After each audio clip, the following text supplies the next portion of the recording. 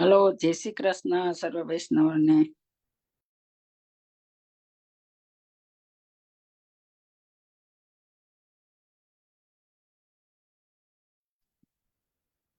Hello, જય શ્રી કૃષ્ણ.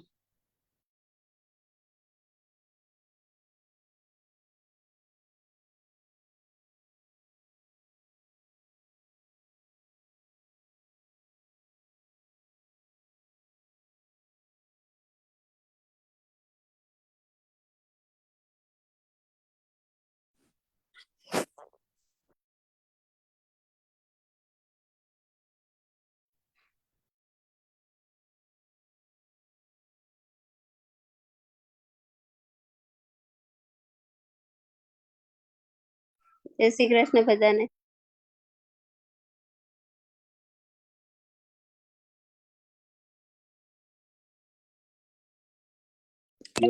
જય શ્રી કૃષ્ણ.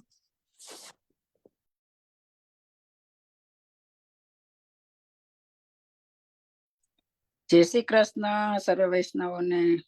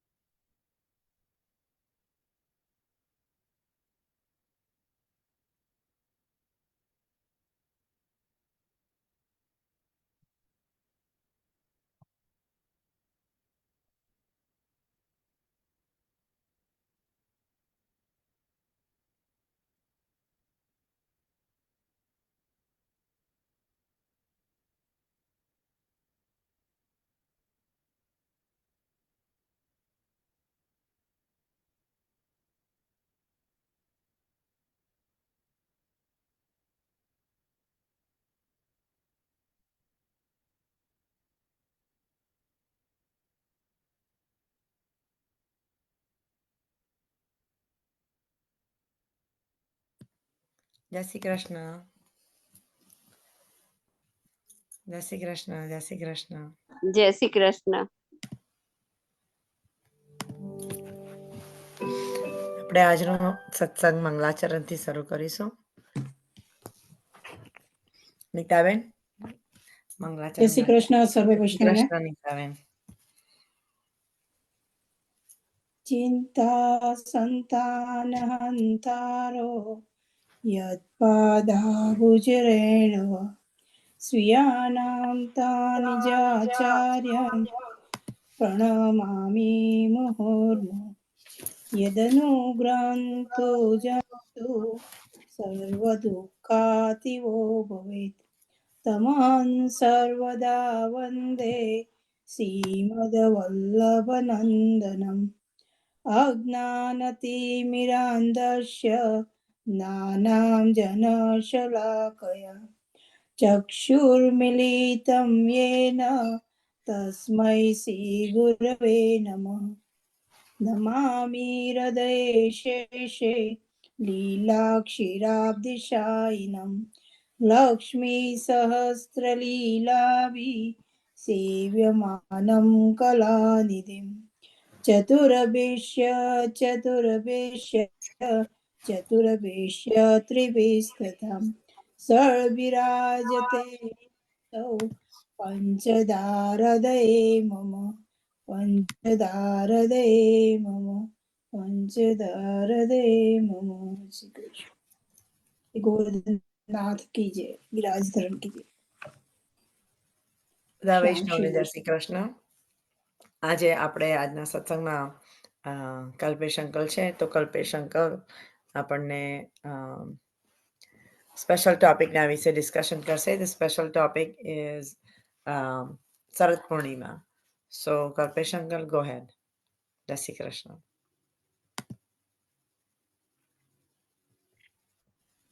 વલ્લભાધીશ કી જય. ક્યારે અવસર મળે છે આવવાનો, અને સૌ સત્સંગનો આવો લાભ પ્રાપ્ત કરીએ છીએ. ગયા વખતે મેં નવવિલાસ વિશે કીધું હતું. આમ તો ઘણા બધા મેચ્યોર્ડ વૈષ્ણવ છે અને ઘણી બધી વસ્તુઓથી જાણકાર બી છે, પુષ્ટિ માર્ગથી ઘણા વાકેફ છે ને રેગ્યુલર સત્સંગનો લાભ લેતા હોય છે, એટલે ઘણી વસ્તુઓ એમના નજરમાં હોતી હોય છે. છતાંય અમુક પોઈન્ટ્સ ડિસ્કસ કરવાનો હું પ્રયત્ન કરું છું.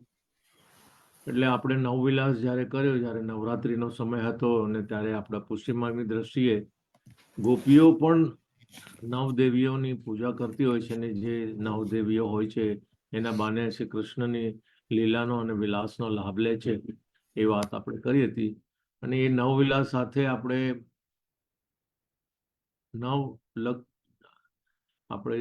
નવદા ભક્તિની પણ વાત જોડાઈ શકે એમ છે, કારણ કે દરેક દિવસના વિલાસને આપણે એક એક ભક્તિની સાથે જોડીએ ને એ પ્રમાણમાં જે એ દ્રષ્ટિએ વિલાસ થતો હતો અને એમાં જે આપણી જે ભક્તિ છે એનું પ્રાધાન્ય અપાતું હતું, એનું ઇમ્પોર્ટન્ટ ઘણું બધું ગણાય છે. એટલે શ્રવણ ભક્તિ હોય કે સ્મરણ ભક્તિ હોય કે કીર્તન ભક્તિ હોય કે પાદ સેવન ભક્તિ હોય, વંદન ભક્તિ, ઘણી બધી ભક્તિઓ છે. એટલે એ ભક્તિઓ સાથે આપણે એ 9 દિવસ 9 વિલાસ એ ભક્તિના સ્વરૂપમાં કરીને 10મા દિવસે પ્રેમ લક્ષણા જેની પરાકાષ્ઠા સૌથી ઊંચી છે, એ વિજયાદશમી વિશે બી વાત કરી શકાત, પણ આઈ થિંક ગયા વખતે હું મિસ કરી ગયો. તો હવે એ વિજયાદશમી વખતની જે વાતો છે પછી કરીએ, કારણ કે આ શરદ પૂનમ તો ખરેખર બહુ આનંદદાયક છે. તો ઠાકોરજીના રાસની અને એમના સાનિધ્યની સૌથી મોટી પરાકાષ્ઠા. એટલે ઠાકોરજી ગોકુળમાં પ્રગટ્ય થયા એ દિવસથી 11 વર્ષ ને 52 દિવસ પહેલા જ્યારે એમને વૃંદાવનમાં અને બીજા વ્રજના ત્યાં સ્થળો પર, પરાસલી છે જેને પ્રથમ સરસ લીલા કહેવાય છે સ્થળ, એવા સ્થળો પર એમને લઘુરાસ, મહારાસ કે બધા જે રાસની એમને લીલા કરી, એના આ દિવસનો જે પ્રસંગનું મહત્વ છે એ એમ કહેવાય ને કે ભાઈ જ્યારે વર્ષા ઋતુનો અંત આવ્યો અને શરદ પૂનમ એટલે શરદ ઋતુ શરૂ થઈ, એનું આસોવદ એકમને દિવસે, પૂનમને દિવસે આપણે એને શરદ પૂનમ કહીએ છીએ.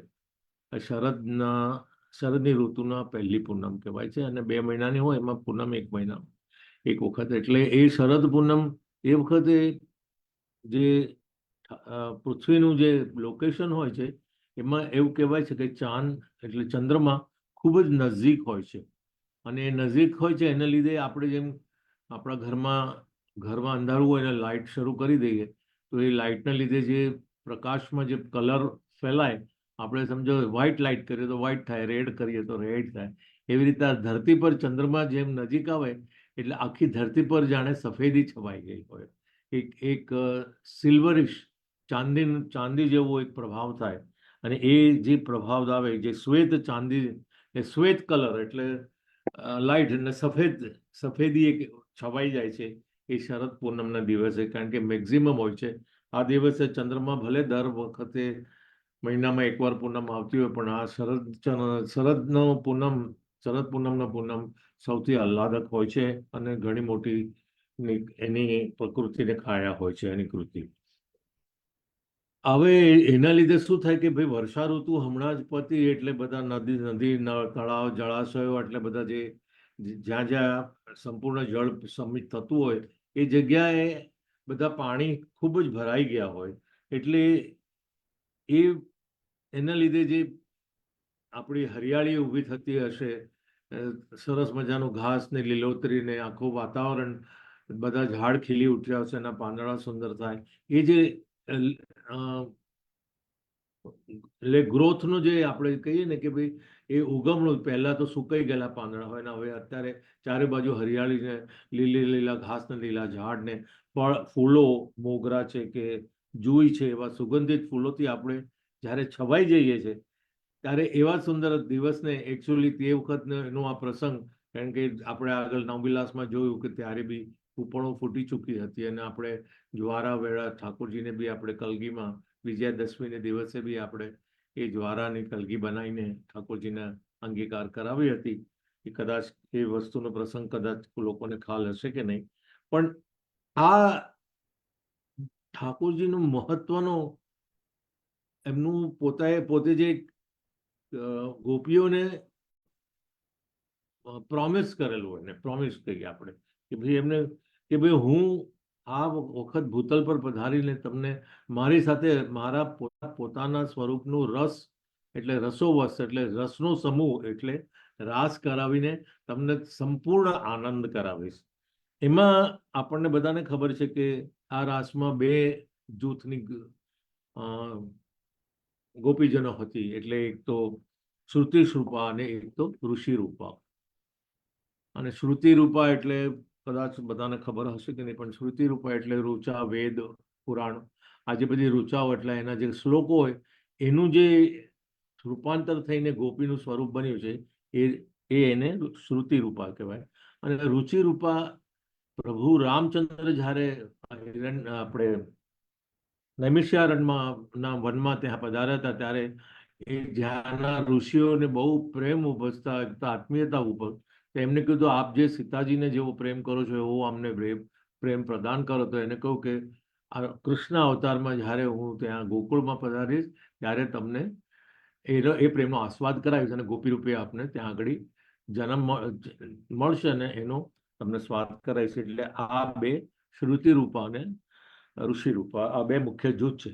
હવે ઠાકોરજી અહીંયા આપણને ખબર હશે કે બધા જય શ્રીને બધા આપણને વાત કરતા હોય છે કે આપણે પંચગીત કહેવાય છે. એટલે કોઈને ખબર છે કે 5 ગીત કયા છે?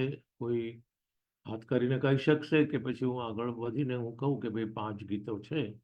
એ 5 ગીતમાં એક તો બધાને ખબર છે કે ગોપી ગીત, બીજું ખબર છે કે વેણુ ગીત, અને કદાચ ત્રીજું અને ચોથું બહુ ધ્યાનમાં નહીં હોય તો એ ત્રીજું છે પ્રણય ગીત અને ચોથું છે યુગલ ગીત.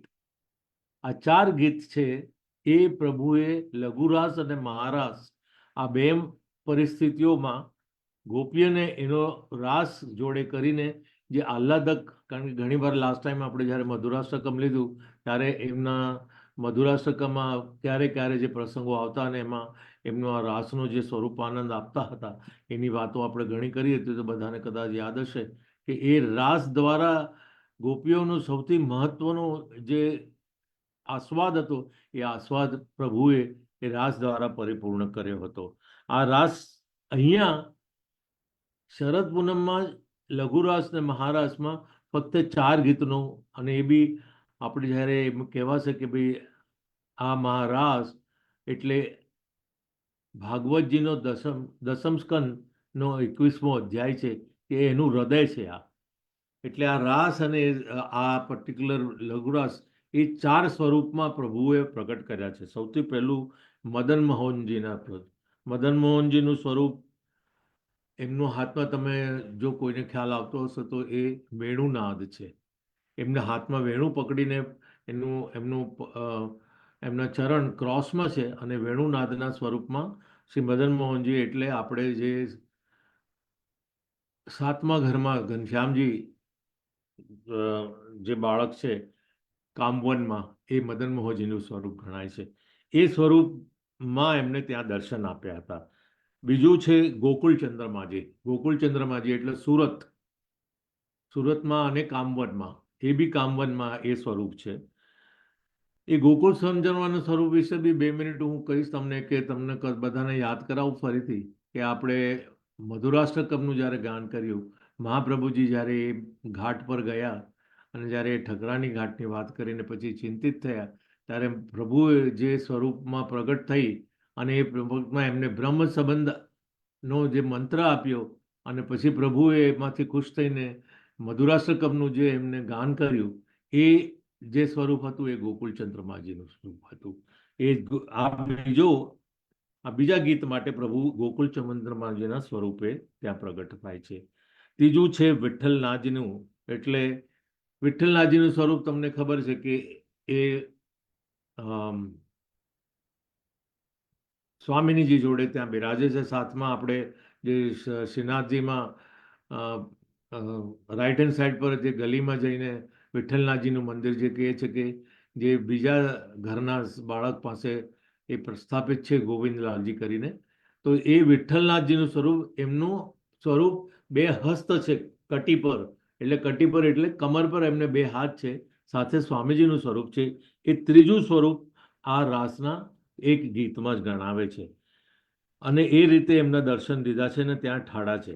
અને એ સમયે તે લલિત ત્રિભંગી એ સ્વરૂપે ધર્મી સ્વરૂપ એટલે રસોવાઈસ એ એમનું ચોથું સ્વરૂપ છે. અને એ સ્વરૂપ ગોપીજનોને પ્રગટ કરી આ રીતે એમને સ્વરૂપાનંદનું દાન આપ્યું.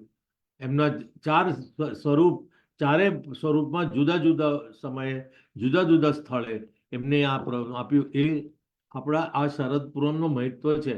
આપણે શરદ પૂનમ તો બરોબર છે કે આપણી લૌકિક રીતે આપણે જે રીતે એને ઉજવતા હોઈએ, આપણે દૂધ અને પૌવા ને બહારની સામગ્રી ધરી અથવા સાથે કોઈ ગલકાના ભજીયા કે એક્સ્ટ્રા બનાવી, અથવા આપણને ખબર છે કે લૌકિક રીતે આપણે ત્યાં જૂના સમયમાં આપણે ત્યાં આપણા મોટા ઘરોના અગાસીઓમાં આપણે જઈને જાળીની અંદર ખુલ્લી રાખીને દૂધ પૌવા આપણે ધરીએ એટલે આપણને ચંદ્રમાના કિરણોનો વડે આપણને એનો જે પ્રતિસાદ મળે અને એમાં જે સ્વાદ આવે એવું આપણે બધું કરતા હતા. પણ ખરેખર શરદ પૂનમનો ઇમ્પોર્ટન્ટ પૂર્ણ આપણા પુષ્ટિ માર્ગની દ્રષ્ટિએ આ ભગવાનના રાસનો છે. અને એ બે રાસની વાત છે. આમાં ભગવાન સાક્ષાત રસ સ્વરૂપ છે, રસના સમૂહ, એટલે એને રાસ કહેવાય.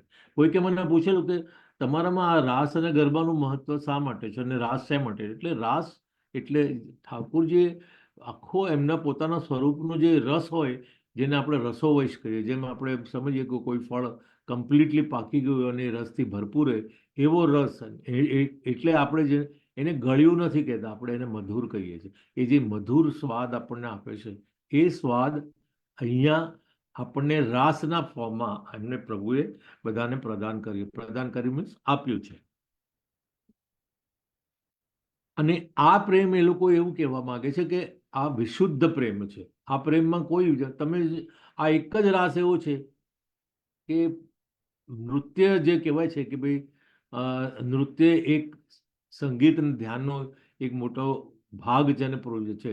પણ આપણું આ રાસ એક એવો અલૌકિક અને સુંદર છે કે એમાં તમારી પાસે કોઈ જાતની ચેષ્ટા કે કોઈ જાતની અશ્લીલ તમારા કોઈ કાર્ય કે કૃત્ય કે તમારા કોઈ ડાન્સમાં તમારા કોઈ આંગો ઉપાંગને કશું ખોટું નહીં. તમને જે રાસ દેખાય, જે રાસમાં તમે દાંડિયાની સાથે હોય અને એ દાંડિયાની સાથે તમારે પ્રભુ તમારી સાથે સાક્ષાત એ સ્વરૂપમાં તમારી સાથે એનો તમને પૂરેપૂરો આસ્વાદ કરાવે છે.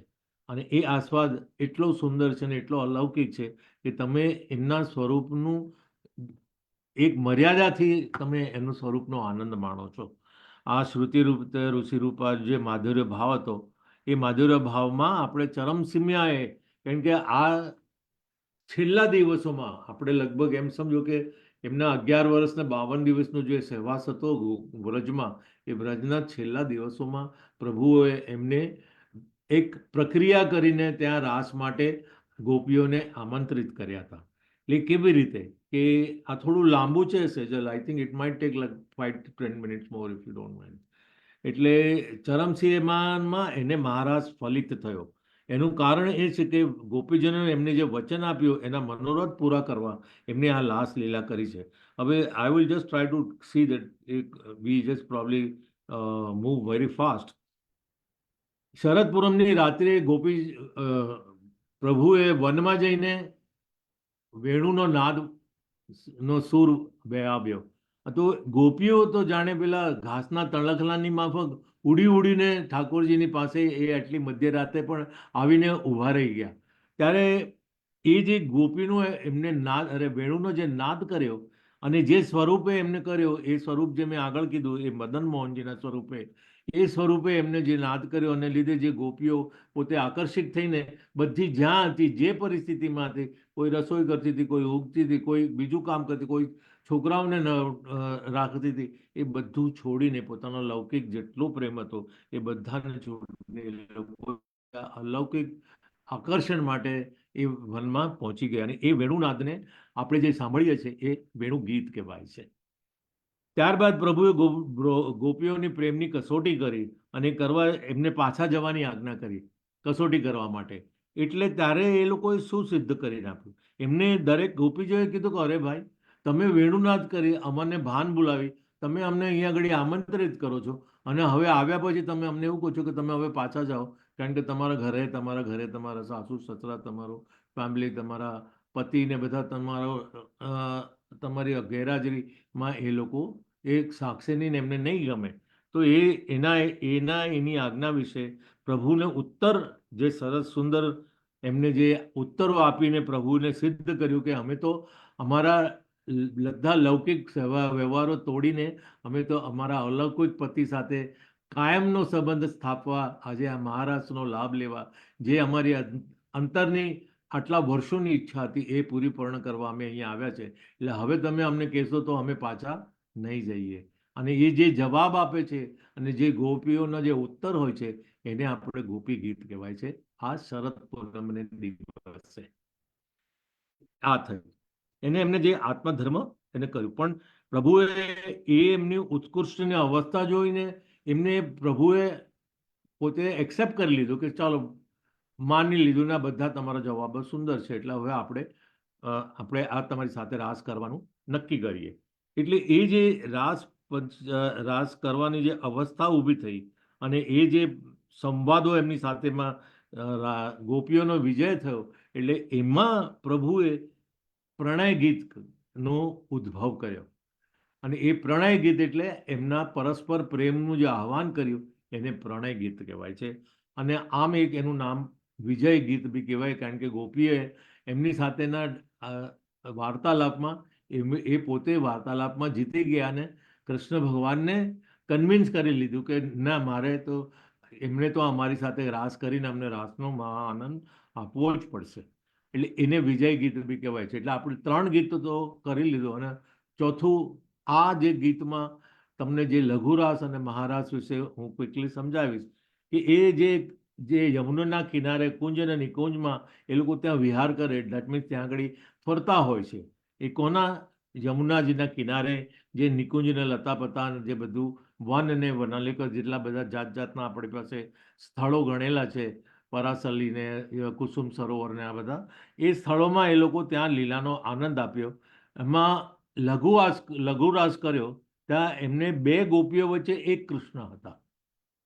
તમે ડિફરન્સ સમજો. લઘુરાસ એટલે થોડોક, એટલે નાનો રાસ અને થોડોક સમયનો રાસ છે. અને એ લઘુરાસ કરીને એમને યુગલ ગીતનું સ્વરૂપનું ભાન કરાવ્યું અને ત્યાં એ જે એમનું લઘુરાસ થયો એને યુગલ ગીતનો ભાવ આપ્યો. એટલે આ ચોથું મેં તમને જે કીધું, આ 4 ગીતો ભાગવતજીમાં 10મ સ્કંદમાં 21મા અધ્યાય પર આ એનું હાર્દ કહેવાય, એટલે હૃદય કહેવાય છે. આ 4. અને 5મું ગીત તમને કોઈને કદાચ યાદ હશે કે નહીં, પણ ટૂંકમાં હું કહી દઈશ કે 5મું ભ્રમર ગીત કહેવાતું હતું. અને એ ભ્રમર ગીતનું સંજોગ અને લોકેશન અને સમય જુદું છે, એટલે આ 4 ગીત સાથે અહીંયા નથી. એટલે જ મેં જેમ આગળ કહ્યું એમ પ્રભુ 4 સ્વરૂપમાં આપણી સામે 4 ગીતને લઈને આપણી સામે, એટલે ગોપીઓની સામે એ ત્યાં આગળ એમને એના દર્શન આપ્યા હતા. હવે આમને લઘુરાસ થયો એટલે આજે થયું એવું કે ગોપીઓના મનમાં એક અભિમાન આવી ગયું. એમને એવું લાગ્યું કે અમારા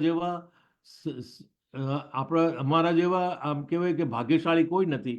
અમને આ જે આનંદ મળ્યો છે એવો કોઈને નથી મળ્યો. એમના મનમાં જે માન આવ્યું કે અભિમાન આવ્યું, તો ઠાકોરજી ત્યાં અંતર ધ્યાન થઈ ગયા. અને પછી તો ગોપીઓને એનો તરત જ વિરહ થઈ ગયો, એટલે ત્યાં રાસ અટકી ગયો અને પ્રભુ અંતર ધ્યાન થઈ ગયા. એટલે એ લોકો એની શોધમાં નીકળી પડ્યા અને શોધમાં ભટકીને વૃક્ષો ને પશુ પક્ષીઓને જેટલી કોઈ ગોપીઓ કંઈક આ ઊંચી નીચી ક્યાંક બેઠી હતી, દુઃખમાં હતી, એકબીજાને પૂછીને એ લોકો ખૂબ બહુ જ શોધ કરી મૂકીને કેટલો મોટો વીરનો એક નાદ ઊભો કરી દીધો. અને એ નાદમાં જ્યારે એ લોકો પોતે બોલતા હોય છે અને એ જે વાત કરતા હોય છે એને આપણે ગોપી ગીત કહેવાય છે, કારણ કે એમાં એ લોકો પોતાનો આંતરનાદ પોતાનો વિરહનો અનુભવ ત્યાં આગળ વ્યક્ત કરતા હોય છે. અને એ શોધતા હતા દરમિયાન વૃક્ષ રુદન કરતા હતા એક ગોપી રાધા સરીસરીને જોયા અને એ ગોપીજનોના ધ્યાનમાં આવે કે પ્રભુ તેમની સાથે પધાર્યા છે અને એ પધાર્યા હતા અને એના માન થવાથી પ્રભુએ જે ત્યાગ કર્યો હતો, પણ ત્યારબાદ ગોપીના પૂછવાથી પ્રભુએ તેઓને પ્રેમ કરે છે, પ્રભુએ તેમના પ્રેમને ઋણી થઈ ગયા. જ્યારે માફી માંગી અને પોતે સરેન્ડર થયા, એમના શરણ માંગ્યું, ત્યારે પ્રભુ પાછા પ્રગટ થયા અને એ પ્રભુ એમને સાંત્વના આપીને ત્યાં મહારાસ શરૂ થાય છે. હવે આ મહારાસમાં જે ચંદ્રરૂપી ઉદિત કરીને એટલે ચંદ્રને ત્યાં સ્થિર કરી નાખ્યો. એ સ્થિર કર્યો એટલે 6 મહિનાની એક રાત્રિ કરી ત્યાં આગળ અને એ રાત્રિને મહારાજ તરીકે શરદ પૂનમનો આ રાત્રિનો મહત્વ ગણાય છે. એ મારે તમને લોકોને સમજાવવાનો પ્રયત્ન કર્યું છું. હવે અહીંયા એવું હતું કે દરેક ગોપી સાથે એક કાન, લઘુરાસમાં દરેક 2 ગોપીઓની વચ્ચે એક કાન. આપણે જ્યારે કોઈ દિવસ ક્યાંક તમે ધ્યાનથી જોયું હશે, તમે રાસ મંડળનું જ્યારે રચના કરો ત્યારે અમુક જગ્યાએ 2 ગોપીઓની વચ્ચે એક કાન હોય છે. એ લઘુરાસની છે, પણ એક ગોપીને એક કાનનો જ્યારે તમને રાસ જોવા મળે ત્યારે એ મહારાસ છે. એટલે એ મહારાસનું જે દિવસે આ રાસનો જે ઉદ્દિત થયું અથવા જે રાસ ત્યાં સર્જાયો અથવા થયો એ એક ગોપીઓને એક કાનની સાથે થયો. પ્રભુ વનમાં નિકુંજમાં ગોપીનીઓ સાથે જલક્રીડાઓ કરી, ગાયન અને વિવિધ વાદ્યનોથી પણ કરી અને આ રીતે ગોપીઓને પોતાનો સંપૂર્ણ પ્રેમનો અનુરૂપ એને પાન કરાવડાવ્યું. અને ગોપીઓએ પણ ચતુરાઈપૂર્વક સંપૂર્ણ સંગીતનો અને પ્રતિસાદ લીધો કે જે તો સ્વર્ગમાં દેવતા અને અપ્સરાઓ બી આ જોઈને સ્થગિત થઈ ગયા, એ લોકો આશ્ચર્યચકિત થઈ ગયા. આ લીલાને જે આપણે અહીંયા આગળ માણી અને જે આપણે વાત કર્યું એ સ્વરૂપાનંદનું જે આપણને ગોપીએ આપણને કહેવાય કે ભાઈ એ તો અક્ષરધામ કે બીજા કોઈ સ્વર કરતા બી આ બહુ ઊંચી વાત હતી. આ રાસલીલાને આપણે આજે શરદ પૂનમનું નામ આપ્યું છે. અને આપણે ઘરમાં શરદોત્સવનો ઉત્સાહ કેવી રીતે ઉજવાય એટલે આપણે રાસલીલાની સજાવટ કરીએ, અષ્ટસખાના રાસલીલાના કીર્તનો સાથે આનંદ. એટલે આજે આપણા ઘરમાં સેવાનું જે ક્રમ ઊભો થાય અને એમાં જે આપણે ત્યાં આગળ કાં તો પીછવઈએ હોય અથવા એકલા સ્વરૂપો હોય, આપણે લાકડાના કટઆઉટ્સ હોય, એ મૂકીને આપણે જ્યારે આ શરદ પૂનમનું આપણે જે પર્વ છે કે મનોરથ છે એ આપણે ઠાકોરજીને ભોગતા તરીકે, એટલે ઠાકોરજી આ બધા આપણી સજાવટને, આપણા પ્રેમને, આપણી સેવાને ભોગતા એટલે ભોગવે છે, એટલે એને ભોગતા કહીએ છીએ. આપણે આ દિવસે એને 2 રીતે ગણાય છે. એક તો શુક્લ અભિસારિકા કહેવાય ને કૃષ્ણ અભિસારિકા. શુક્લ અભિસારિકા એટલે કે આ શરદ પૂનમમાં, કારણ કે જ્યાં ચારે બાજુ ચાંદની પથરાઈ છે એટલે આપણે આ દિવસોમાં બને ત્યાં સુધી બધે શરદ પૂનમની આસપાસના દિવસોમાં શ્વેત વસ્ત્રોથી આપણે ઠાકોરજીને આનંદ કરાવીએ છીએ. એમના શ્વેત વસ્ત્રો હોય, પીછવાઈ શ્વેત હોય, નીચેની બિછાના શ્વેત હોય, આજુબાજુ બધા શ્વેત હોય, શ્વેત. પણ એના પછી વચ્ચે એમના એ પોતે છે ઠાકોરજી, એટલે એ તો કૃષ્ણ અભિસારિકામાં છે. એટલે એ કૃષ્ણ હંમેશા શ્યામ વર્ણ હોય, એટલે ગોપીઓ શ્વેત વર્ણ હોય અને કૃષ્ણ શ્યામ વર્ણ હોય. એટલે એ વખતે કૃષ્ણને લઈને આપણે બધી જ આપણી બધો સજાવટ, બધો એને શું કહે આપણે શુક્લ કલરનો એટલે કાળો કલરનો હોય અને શ્યામ કલરનો હોય. એટલે એ એક વખત શ્વેત કલર એટલે શ્યામ કલરની પીછવાઈ, શ્યામ કલરનો વાઘો, શ્યામ કલરના શણગાર શ્યામ કલરનો હોય ને એક વખત શ્વેત કલરનો હોય. આ રીતે શ્વેત ઝરીના હીરાના મુકટના શૃંગારના આદિ આ બધા વિશેષ સામગ્રીઓ ભોગ ધરીએ. શ્રીમદ ભાગવતના આ રાસને પંચ અધ્યાય પ્રમાણે સંપૂર્ણ રીતે રાસલીલાની ભાવના પ્રમાણે આપણે આ વૈષ્ણવ આ દિવ્ય લીલાનું પ્રભુની સાથેનું ઉજવીને સાક્ષાત સારસ્વત કલ્પ જેવો જે શરદ પૂનમનો દિવસનો આનંદ આપણે જે માનીએ છીએ એને આપણે શરદ પૂનમ તરીકે ઉજવીએ છીએ. તો આ સાથે હું મારી વાણીને અહીંયા વિરામ આપું. જય શ્રી કૃષ્ણ. સૌને ભગવત સ્વાગત. જય શ્રી કૃષ્ણ. આપણે પેલું બીજું કયું હતું? એક મદન મોહન, વિઠ્ઠલનાથ, રસોનાથ અને ગોકુલનાથ. ગોકુલ ચંદ્રમાજી, ગોકુલનાથ નહીં, ગોકુલ ચંદ્રમા. ચંદ્રમાજી. એટલે આ બંને સ્વરૂપ કામવનના છે, નિધિ સ્વરૂપનું. એ પેલા આપણા જે આવે છે ને એ વેણુનાથનું, એમનું પાસે એ વેણુનાથનું છે ને એમનું હા, એ મદન મોહનજીનું સ્વરૂપ છે. એ હા. મદન મોહનજીનું આપણે હરિરાયજી હા, આવે છે. મદન હરિરાયજી જે છે ને, હા. જે આપણા અનિરુદ્ધ બાવાશ્રી આવે છે એ કામવન વાળા, એ ગોકુલ ચંદ્રમાજી સુરતમાં. સુરતના. અને ત્રીજું મેં તમને કીધું એ વિઠ્ઠલનાથજી, એટલે બીજું સ્વરૂપ ગોવિંદરાયજી જય શ્રી, એટલે જે લોકો ઇન્દોર છે કે ઉજ્જૈનમાં છે, એટલે ત્યાં આગળનું એ સ્વરૂપ છે. આમ તો આપણે એવું કહીએ કે 3 સ્વરૂપ છે, નાગદમન સ્વરૂપ છે, પછી ઇન્દ્રદમન છે ને દેવદમન છે. આ 3 સ્વરૂપ છે, એમાંનું એક સ્વરૂપ ગણાય. પણ એ વાત આખી જુદી થાય છે. એમ તો 12 સ્વરૂપ છે, 7 અને 2 9 ને 2 11 ને 1 12, એવી રીતે 12 સ્વરૂપ છે આપણે. તો આ બધી આખી વાત સ્વરૂપની જુદી થઈ જશે. પણ આ 4 ગીતો સાથેનું સંકળાયેલું આ શરદ પૂનમનો ઉત્સવ, 4 સ્વરૂપે ઠાકોરજીએ પણ એમના 4 સ્વરૂપનો આપણને 4 રીતે દર્શન આપ્યા દરેક ગીતના પ્રસંગમાં. અને અલ્ટિમેટલી આપણે એ રીતે સેવાનો લાભ લઈ શરદચંદ્રનો આપણે આજે શરદ પૂનમનો આજે અલૌકિક રીતે મનોરથ માણ્યો બધાએ વર્ચ્યુઅલી. એ આપણો એક અલભ્ય લાભ છે. બરોબર છે. એટલે શરદ પૂનમની આ એક થેન્ક યુ. આપણે પૂર્ણાહુતિ થાય છે. Thank you Kalpesh uncle. બોલો શ્રી આપણે એક વખત વલ્લભ. સ્વરૂપ વિશે પણ વાત કરીશું. હા, બધા. Let's do the presentation on that one time. કરીશું આપણે તો આ બધી વસ્તુઓ માટે હંમેશા. ડિસ્ક્રાઇબ ઈચ સ્વરૂપ and where they are located. હા, એટલે ઘણું બધું સરસ છે, સુંદર છે, બહુ જાણવા જેવું છે. આપણે very good topic. Virtual tour છે એ બધી. એટલે ભલે અહીંયાથી આપણે અહીંયાથી બેસીને આપણે એનું સ્મરણ કરીશું ને આપણે ઇમેજિનેશન કરી શકાય. ઇમેજિનેશન ને અલ્ટિમેટલી તમારા માનચક્ષુ તરફ સાક્ષાત ઊભું બી થશે એ વસ્તુ, અને ઘણી એમાં આનંદ બી આવશે ને તમને ખરેખર લાભ મળશે એનો. એટલે બહુ સારું છે. જય શ્રી કૃષ્ણ. જય શ્રી કૃષ્ણ. ચાલો આપણે વાત કરીએ. યમનાષ્ટક. દીપિકાબેન, જય શ્રી કૃષ્ણ. જય શ્રી કૃષ્ણ. જય શ્રી કૃષ્ણ. આપણે યમનાષ્ટક કન્ટિન્યુ કરીશું. આપણે યમનાષ્ટકનું થોડું પાન તો કર્યું હતું, પણ આજે છે ને યમુનાજીનું અલૌકિક સ્વરૂપ કેવું છે એના માટે આપણે એક વાર્તા પ્રસંગ લઈએ છીએ. માધવદાસની વાર્તા. માધવદાસની આગ્રામાં કાપડની બહુ મોટી દુકાન હતી. તેઓ ભારે કિંમતી કાપડનો મોટો વેપાર કરતા. ગામ ગામથી કિંમતી કાપડ મંગાવતા. દુકાન ધમધોકાર ચાલતી. તેમનું બહુ મોટું નામ હતું. એક દિવસ શ્રી ગુસાઈજી આગ્રા પધાર્યા. દુકાન પાસેથી ગુસાઈજી પધારતા હતા ત્યારે દુકાનમાં ગાદી તકે બેઠેલા માધવદાસની નજર શ્રી ગુસાઈજી ઉપર પડી.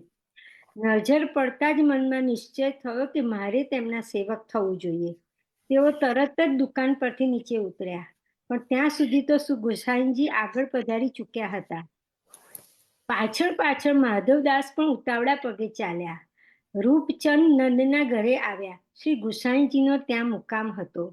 માધવદાસે શ્રી ગુસાઈજીને વિનંતી કરી સેવક કરવા કાલાવાલા કર્યા. શ્રી ગુસાઈજીએ તેમને દૈવી જીવ જાણી બીજે દિવસે બ્રહ્મસંબંધ કરાવ્યું અને આજ્ઞા કરી, તમે રૂપચંદ નંદાનો સત્સંગ કરજો અને તેનાથી તમારું કલ્યાણ થશે. માધવદાસે શ્રી ગુસાઈજીને વિનંતી કરી કે માધવદાસ રોજ રૂપચંદ નંદાના ત્યાં ભગવદ વાર્તા સાંભળવા આવતા. તેમને શ્રી ગુસાઈજીના સ્વરૂપમાં સ્નેહ વધવા લાગ્યો. તેમના મનમાં મનોરથ જાગ્યો કે શ્રી ગુસાઈજી અને તેમના પૂરું પરિવારને ઉત્તમમાં ઉત્તમ વસ્ત્રો અંગીકાર કરાવું. મારી દુકાનમાં દેશ દેશાવરથી ઉત્તમ વસ્ત્રો આવે છે. ગુજરાતથી કિનખાબ આવે છે, કાશીથી જરીના વસ્ત્રો આવે છે. એ બધા શ્રી ગુસાઈનજીને લાયક છે. શ્રી ગુસાઈનજી તે અંગીકાર કરે તો મારું દ્રવ્ય સાર્થક થાય. આવો વિચાર કરી માધવદાસે જરી, કિનખાબ અને રેશમના ઉત્તમ વસ્ત્રોના તાકા અલગ કાઢવા માંડ્યા. તેમાં પુરુષો માટેના વસ્ત્રો બને એવા તાકાનું અલગ પોટલું બાંધ્યું. બીજું પોટલું સ્ત્રીઓ માટેના વસ્ત્રોનું બાંધ્યું.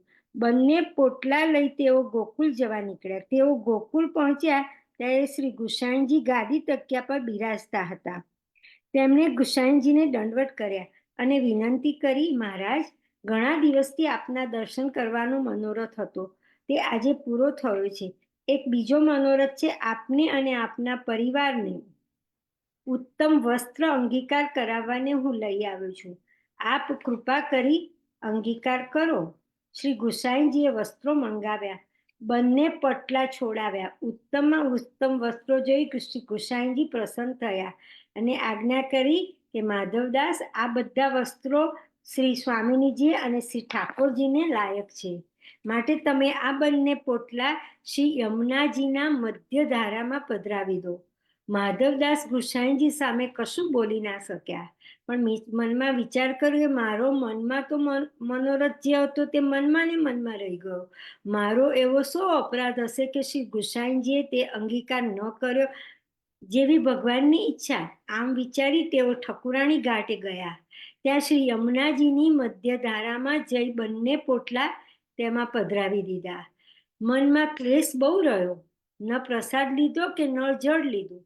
ભૂખ્યા તરસ્યા ઘાટ ઉપર જ એકાંતમાં પડ્યા રહ્યા. શ્રી ગુસાઈનજી તો અંતર્યામી છે અને પરમ દયાળુ પણ છે, ભક્ત વત્સલ છે, કરુણા સિંધુ પણ છે. તેથી તેઓ માધવદાસનો તાપ ક્લેશ સહન ન કરી શક્યા. અડધી રાતે આપ શૈયામાંથી ઉઠ્યા, સ્નાન કરી લીલા મેવાનો ડબરો સિદ્ધ કરી બહાર પધાર્યા.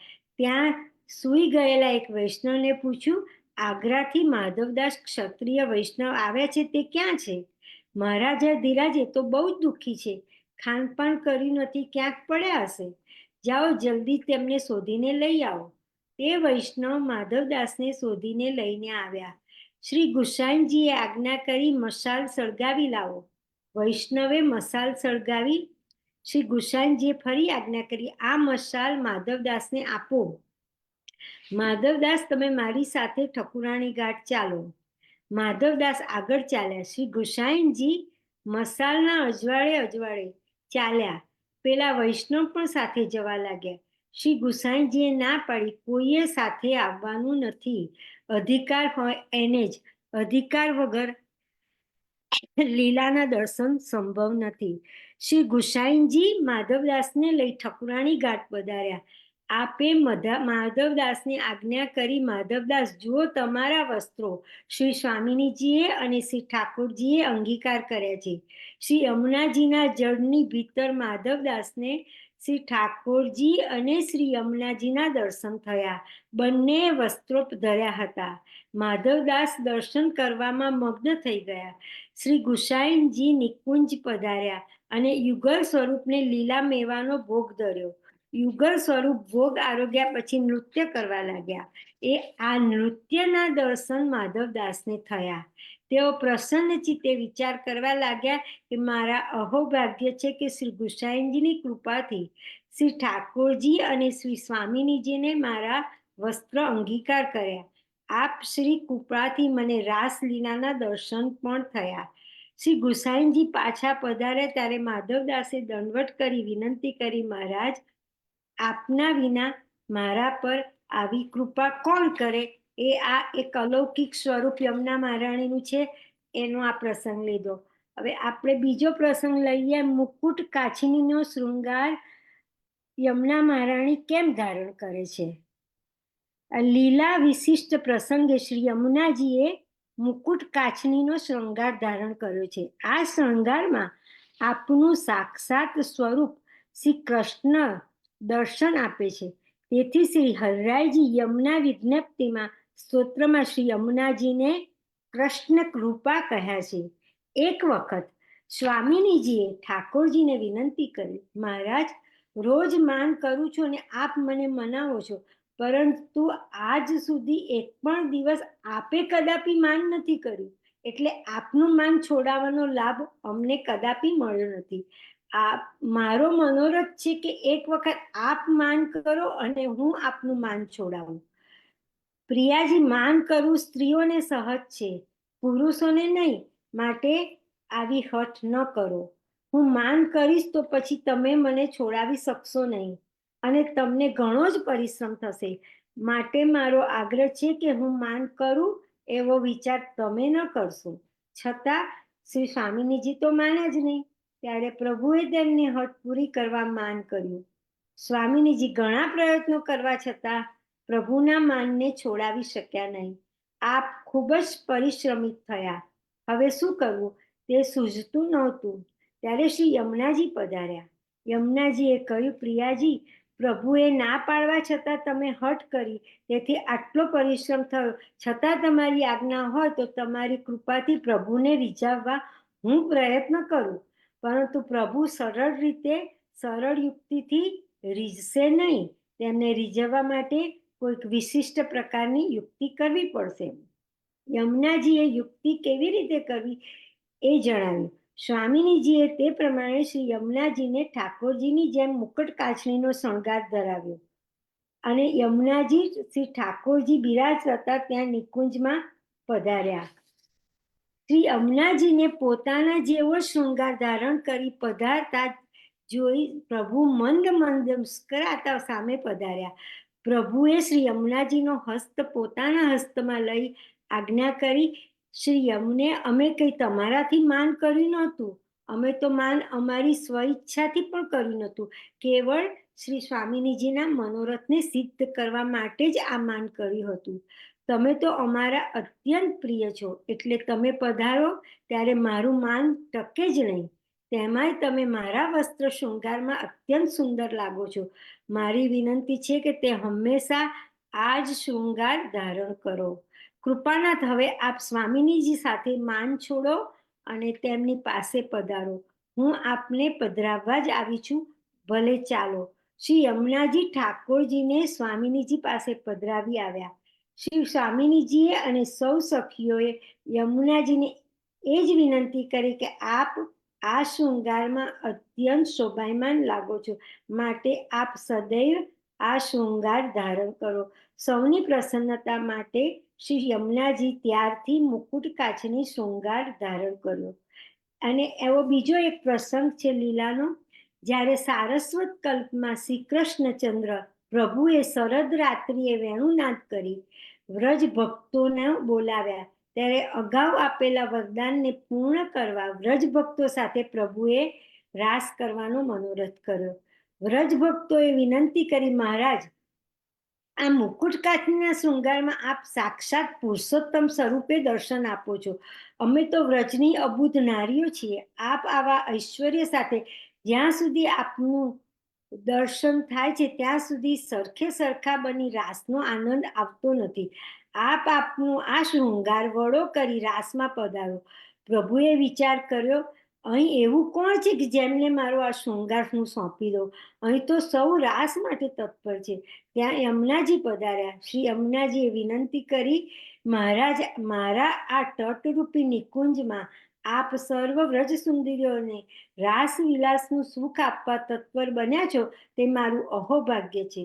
રાસ વિલાસનું સુખ પામીને મને જે આનંદ થાય કે તેના કરતાં વ્રજ સુંદરીઓને રાસ વિલાસનું સુખ મળે તેનાથી મને વધારે આનંદ છે. આપ નિસંકોચ આપના શૃંગાર મને સોંપી અને આપ આ સર્વ વ્રજ સુંદરીઓને રાસ વિલાસનું સુખ આપો. શ્રી યમુનાજીની આવી તત્સુખની ભાવના જાણીને પ્રભુ અત્યંત પ્રસન્ન થયા. નિર્ગુણ સ્વરૂપ શ્રી યમુનાજી પર પ્રસન્ન થઈ પોતાનો મુકુટ કાછનીનો શૃંગાર શ્રી યમુનાજીને આપ્યો અને શ્રી વ્રજભક્તોએ એ આગ્રહ કર્યો, હે શ્રી યમને, આપ આ શૃંગાર ધારણ કરો. પ્રભુની પણ આજ્ઞા થવાથી શ્રી યમુનાજીએ વસ્ત્ર શૃંગાર ધારણ કર્યા. તે ધારણ કરતા જ પ્રભુના સર્વ ગુણ અને ધર્મો પણ યમુનાજીના માં પ્રકટ થયા. આમ યમુનાજી સાક્ષાત કૃષ્ણ રૂપા તરીકે સૌને દર્શન આપવા લાગ્યા. ત્યારથી શ્રી યમુનાજીએ ભક્તોના સુખ માટે મુકુટ કાછડીનો શૃંગાર કર્યો છે. શ્રી યમુનાજીના મુકુટ કાછડીના શૃંગારના ચિત્રજીના દર્શન કરતા આ લીલા ભાવનાનું ચિંતન કરવું. જય શ્રી કૃષ્ણ.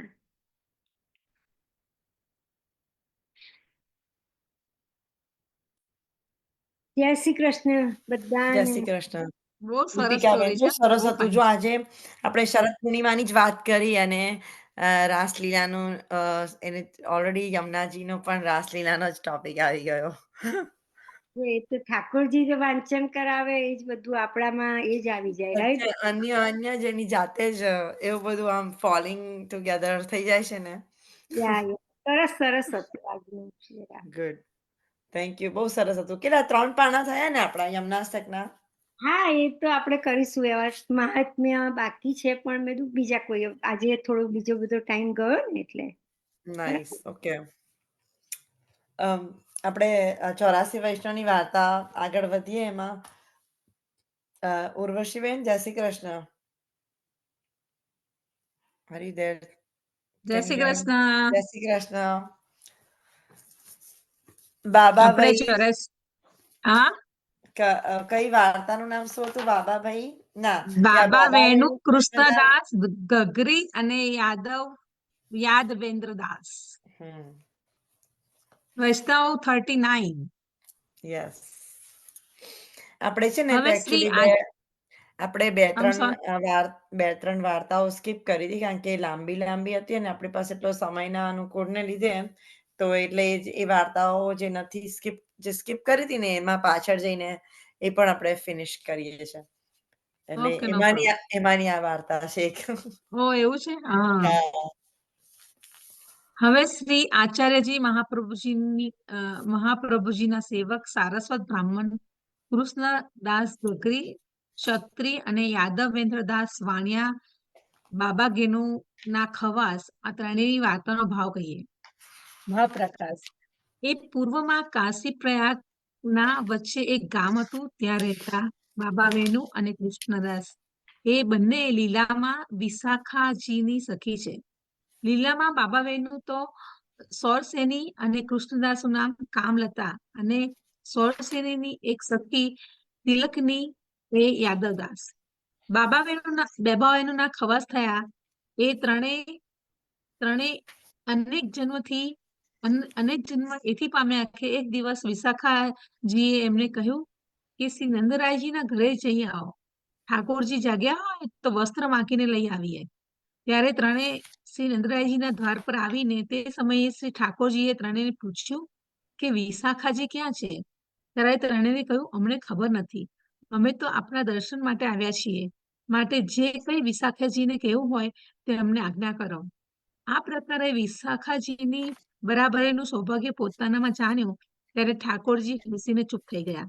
અંદર જશોદાજી પાસે પધાર્યા અને ત્રણેય સખી દ્વાર પર બેઠી રહી કેમ કે ઠાકોરજી હસીને અંદર પધાર્યા અને ફરી હમણાં જ બહાર પધારશે એમ જાણી દ્વાર પર બેઠી રહી.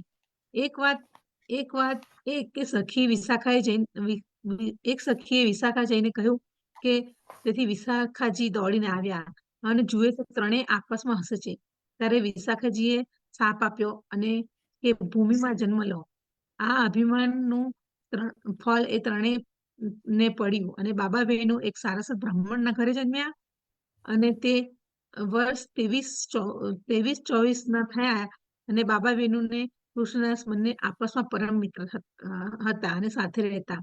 અને યાદવેન્દ્ર દાસ ને ઘરે ખાનપાનનો સંકોચ હતો. તેથી યાદવેન્દ્ર દાસ બાબા વેણુની ખવાસી પહેલ કરતા. તે બાબા વેણુ દેવીના ઉપાસક હતા. તેથી દેવીને સર્વોપરી જાણતા. એક દિવસ કલ્યાણજી ઠાકોરજીએ બાબા વેણુને સપનામાં આવીને કહ્યું કે હું કલ્યાણી દેવી છું. આ ગામના તળાવમાં છું અને તું મને બહાર કાઢ અને મારી પૂજા કર. ત્યારે પ્રાતઃકાલે બાબા વેણુએ પોતાના મિત્ર કૃષ્ણદાસને કહી પછી બંને જણા તળાવમાં બેઠા અને છાતી બરાબર પાણી તળાવમાં હતું. તે બધે કરતા બાબા વેણુના હાથમાં કલ્યાણરાયજી આવ્યા.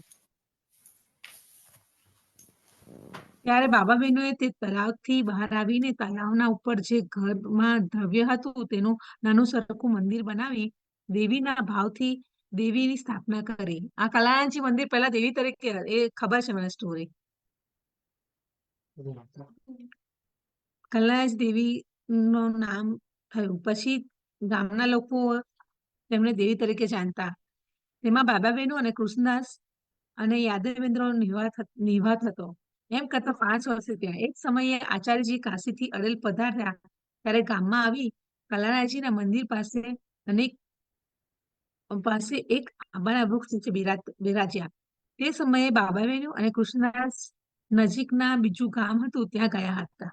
ત્યારે મંદિરમાંથી શ્રી કલ્યાણજીએ આચાર્યજીને બોલાયા કે આપ પધારો. ત્યારે શ્રી આચાર્યજી મંદિરમાં જુએ તો ઠાકોરજીએ ઘાઘરો વગેરે લુગડા પહેર્યા હતા. ત્યારે આચાર્યજીએ પૂછ્યું, દેવીની માફક કેમ બેઠા છો? ત્યારે ઠાકોરજીએ કહ્યું કે હું શું કરું? આ ગામમાં ઠાકોરજીને કોણ જાણતું નથી? ઠાકોરજીને કોઈ જાણતું નથી અને બાબા બહેનો દેવીના ઉપાસક છે. હવે આપ મને ઠાકોરજીનું સ્વરૂપ સિદ્ધ કરાવો.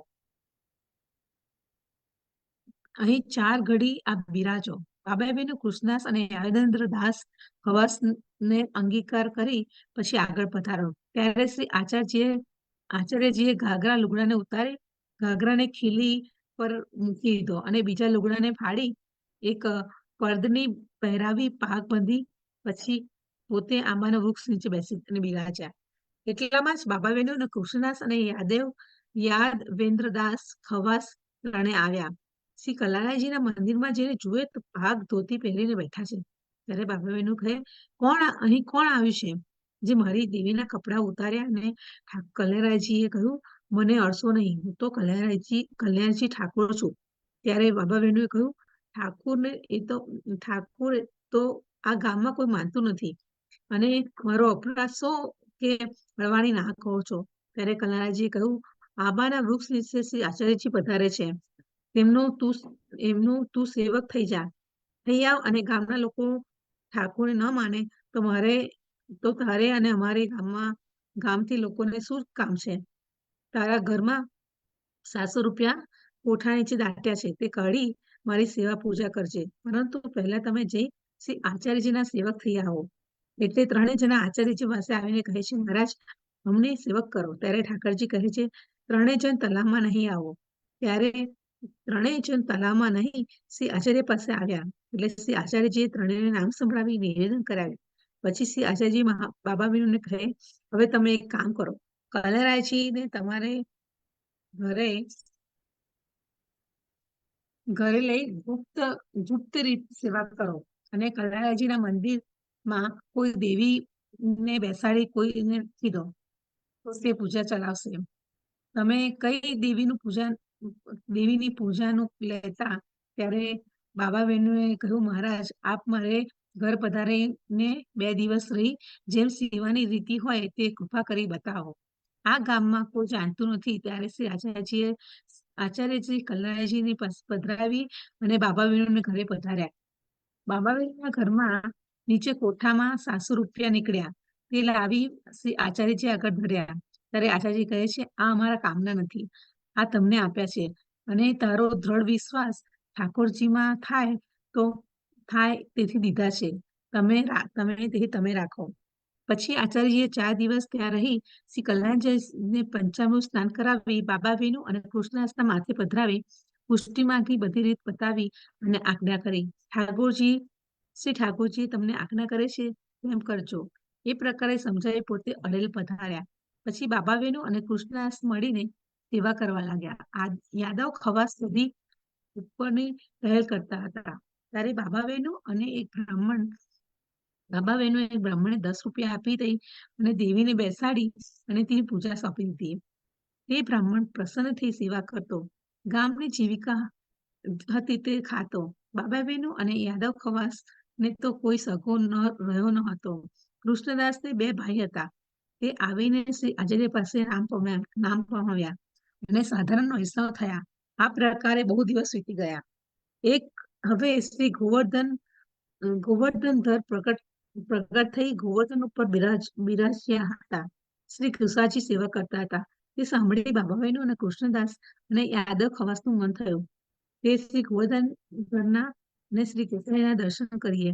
બાબાભાઈનું હૃદયના નેત્રોથી જોતા ગોવર્ધનધરના સ્વરૂપના દર્શન થયા. કૃષ્ણદાસને વિરહ અષ્ટ પ્રકારનો રહેતો, ત્યારે ક્યારે લીલા પ્રાપ્તિ થશે અને એવું તેઓ કીર્તન ગાઈને નિર્વાહ કરતા. પછી એક દિવસ શ્રી કલ્યાણરાયજીએ ત્રણેય જણાને આજ્ઞા કરી કે તમે શ્રી ગોવર્ધનનાથજીના દર્શન જઈ આવો. હવે તમારી ત્રણેયને ત્યાં પ્રાપ્તિ થશે. ત્યારે બાબાબેને કહ્યું, આપ હવે કોની માથે પધારશો? ત્યારે શ્રી કલ્યાણરાયજીએ કહ્યું, કૃષ્ણદાસના બે ભાઈઓ છે, તેમના માથે મને પધરાવી અને તમે જાઓ. ત્યારે બાબાબેનનું કૃષ્ણદાસ બંને ત્યાં બોલાવી અને તમારા મહાન ભાગ્ય છે એમ કઈ મન લગાડીને ઠાકોરની સેવા કરજો અને આ ઘર વસ્તુ બધું તમને સોંપું છું. અમે વ્રજમાં જઈએ છીએ. ત્રણેય જણા ની તમને સોંપું છું અને ત્રણેય જણ વ્રજમાં જઈશું. ત્રણેય જણાને દેહ છૂટશે. ભગવદીય ઈચ્છા એવી જણાય ત્યારે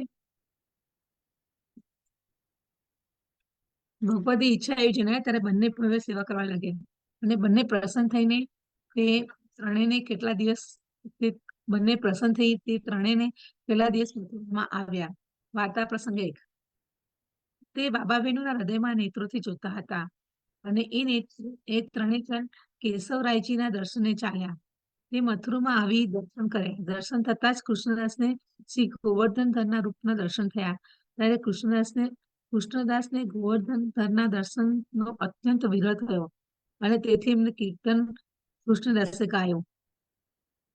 આલી તું દેખ રે નયન ગિરધરવર સહચરી કહત તૃતીય સહચરી સૌ પરમ મુદિત પ્યારી રાધાવર ભૂષણ ભૂષિત અંગ સોહત બસન મોહન કન કાંતિ હરી ચિંતે ચિત હરત વિશ્વ જુવની કે સર્વસ દેત કર કમલ હરી સુરતી અંત લટકત બર્ચ આવત કૃષ્ણદાસ બડ ભાગ કલ્પ કરો. તે પદ ગાતા જ કૃષ્ણદાસની દેહ શ્રી કેશવરાયજીના મંદિરમાં છૂટી ગઈ. ત્યારે બાબાભાઈનું અને યાદવ ખવાસ કૃષ્ણદાસના દેહને અંગિક સંસ્કાર કરી બાબાભાઈનું અને યાદવ ખવાસને કહ્યું, કૃષ્ણદાસને ગો મારી ગઈ ને અમે તો શ્રી ગોવર્ધનજીના દર્શન કરીને દેહ છોડીશું. ભાવ પ્રકાશ. એનો આશય એ કે ગો કાલ રૂપ છે. અમારા પાસેથી એને પહેલા જ લઈ ગઈ. અમે કહ્યું તેમાં કાળના બે પ્રકારનો છે. કાળ ઠાકોરજીનો મુખ્ય અધિકારી છે. જ્યારે કૃષ્ણદાસનો વિરહ થયો ત્યારે વિરહથી તેમની દેહ દશા ભૂલી જવાઈ અને લીલામાં મગ્ન થઈ ગયા. ત્યારે બાબાબેનોને સંભળાવીને કીર્તન કર્યું કે હે અલી, બંને લીલામાં ઈચ્છાખાની સખી છે. તેથી બાબાબેનું કહે, નેત્રોથી ગિરવર્ધનને જો તું ત્યાં કેમ ભટકે છે? હું નેત્રોથી ગિરધરને જોઉં છું અને બીજી જગ્યાએ નેત્રો જતા નથી. તે વાત આગળ ખોલી દીધી. સહચરી કહેતી તૃતીય સહચરી સો. કૃષ્ણદાસ સહચરી છે અને બાબાબેનું પણ સહચરી છે. કૃષ્ણદાસ અમને કહે છે કે જે પરમ મુદિત, જે આનંદમય પ્યારી રાધા, તેમના વર શ્રી કૃષ્ણ, તેમનાથી મારા નેત્રો લાગ્યા છે. આ પ્રકારે કીર્તન પોતાના હૃદયનો ભાવ બાબાબેનોને જણાવ્યો અને એટલે કે એમનો વિરહ શ્રી ગોવર્ધનધર સહી ન શક્યા અને તે એ કળા જે ભગવાનની વિભૂતિ છે, મુખ્ય અધિકારી છે, ઈચ્છા શક્તિનું સાક્ષાત સ્વરૂપ છે.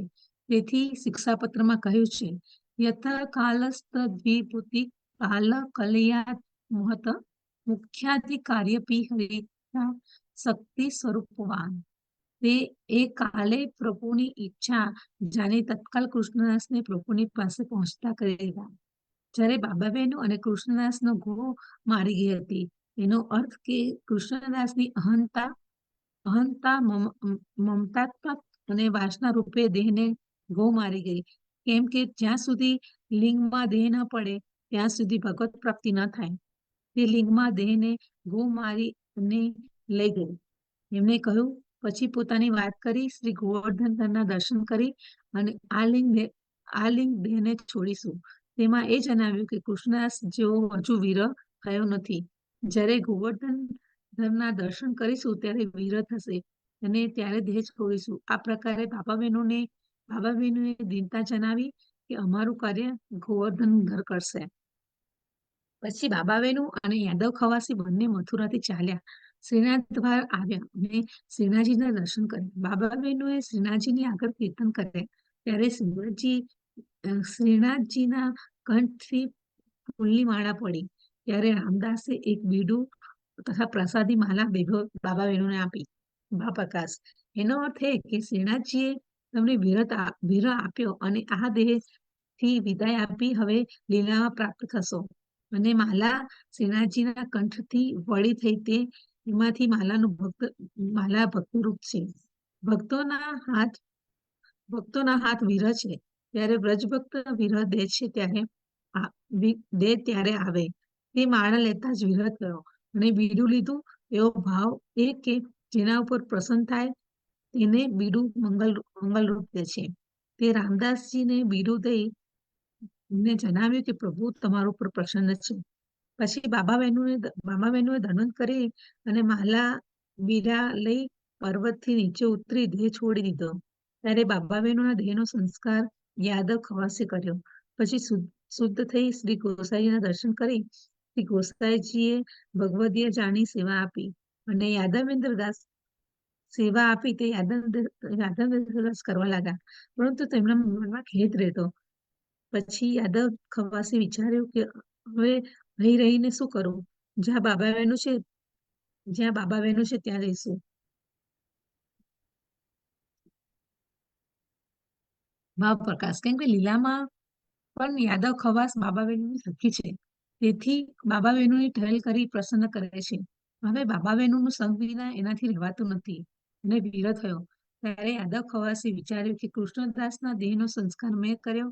હવે મારે દેહનો સંસ્કાર કોઈ વૈષ્ણવ સેવા કરે તો સેવામાં અમને અંતરાય પડે. તેવું આપણે ન કરવું. એમ વિચારી શ્રીનાથજીના દર્શન કરી અનોસર કરી પછી ત્યાં જઈ ભૂમિમાં પાડેલી લાકડીઓને નિત્ય એકઠી કરી એમાં એમ કરતા એમને દેહ સંસ્કાર લાયક લાકડી ભેગી કરી. ત્યારે પછી પોતે શ્રીનાથજીના દર્શન કર્યા અને બધા સેવકોને ભગવત સ્મરણ કરી શ્રી ગોસાઈજીને દર્શન કરી અગ્નિ લઈ અને વનમાં આવ્યા. તે જે તરફ હવા હતી તે તરફ ચિતામાં અગ્નિ મૂકી. ફરી વખત શ્રીનાથજીના ધ્વજાનો દંડવત કરી અને ચિત્તા પર બેસી ગયા. પછી શ્રી આચાર્યજી અને ગોસાઈજીના ચરણામૃત સ્મરણ કરી દેહ છોડી દીધો અને લીલા પ્રાપ્ત થયા. અગ્નિમાં વળી પોતાના હાથથી શરીરનો સંસ્કાર કર્યો અને પહેલા બાબા બહેનો અને યાદવેન્દ્ર દાસને કહ્યું કે વિલંબ ન કરજે, તું જલ્દી આવજે. પરંતુ શ્રી ગોસાઈજીએ શ્રીનાથજીની સેવા સોંપી હતી તેથી એટલા દિવસ વિલંબ થયો. યાદવેન્દ્ર દાસ એવા ભગવદીય હતા કે કાળ એમના વશમાં હતો. પછી એક વૈષ્ણવે શ્રી ગોસાઈજીને પૂછ્યું કે મહારાજ, યાદવદાસ દિવસમાં બે ત્રણ દિવસથી દેખાતા નથી. ત્યારે શ્રી ગોસાઈજી કહે છે, યાદવદાસ તો દેહ છોડીને પ્રભુને પામ્યા. ત્યારે વૈષ્ણવે કહ્યું, શરીરનો સંસ્કાર ક્યાં થયો? ત્યારે શ્રી ગોસાઈજીએ કહ્યું, વનમાં લાકડી એકઠી કરી પોતે જ પોતાના સંસ્કારનો ઉપાય કર્યો. ભાવ પર તે એથી જે કે કોઈ વૈષ્ણવ ભગવત સેવામાં અંતરાય કેમ કરવો? કોઈની સેવામાં અંતરાય કેમ કરવો? તે બાબા બહેનો કૃષ્ણદાસ અને યાદવ ખવાસ અલૌકિક દેવી જીવ હતા. એમનું અલૌકિક સામર્થ્ય હતું. એવા કૃપાપાત્ર ભગવદીયાની આપણે ક્યાં સુધી વાર્તા કરીએ છીએ. બાપરે, કેટલા સરસ ભગવતી હતા. જાતે પોતે હા, અગ્નિ સંસ્કાર કરવો પોતે અને જાતનો જાતે કોઈને તે કરી શકે એવા હતા. કષ્ટ ના પડે. બોલો, એટલું સત પ્રાપ્ત કર્યું હશે. આઈ નો. 84 વૈષ્ણવની વાર્તા તો અદ્ભુત છે. બહુ જ અદ્ભુત છે. બહુ બધું શીખવા મળે આ વાર્તાઓમાંથી તો. બહુ શીખવા મળે. 252 આપણે ભગવતીની વાર્તા ભાગવત પણ સરસ હોય પુરાણના છે બધી. હા? 252 ભાગવત ભગવત પુરાણના આ 84 પછી સોની વૈષ્ણવની વાર્તા પછી શરૂ કરશે. 252 વૈષ્ણવની ભગવત વાર્તા એ પણ સરસ હોય છે. મારી પાસે બહુ છે, બંને સરસ છે. છે. બંને આ ના મહાપ્રભુજીની અને આ પેલી 84 ની ગુસાઈજીની. પછી વૈષ્ણવની 252 ની હા કરીશું આપણે. યા બહુ સરસ એ વાર્તામાં બહુ ગુસાઈજીના સરસ. બધા ભગવત. રીટા આંટી આપણે 2 પાના વાંચી લઈશું ક્વિકલી ભગવત પુરાણના 2 પાના વાંચવાનો ટાઈમ છે. 2 પાના વાંચી લો. ચોક્કસ. બધા વૈષ્ણવોને જય શ્રી જય કૃષ્ણ. શ્રી કૃષ્ણ. આપણે ત્રીજો સ્કંદ બધા ભાગવત પુરાણ પણ ખોલજો. આપણે આપણા ભાગવત તો બધા આપણે જ્યારે સત્સંગ કરીએ તો બધી પુસ્તકો લઈને જ બેસીશું, એટલે આપણે પણ સાથે સાથે ફોલો કરી શકાય પુસ્તકોને. આપણે ત્રીજો સ્કંદ ચાલુ છે ને એમાં આપણે પેલા માંડવ ઋષિની કથા ચાલુ છે, આપણે આગળ વધારીએ છીએ.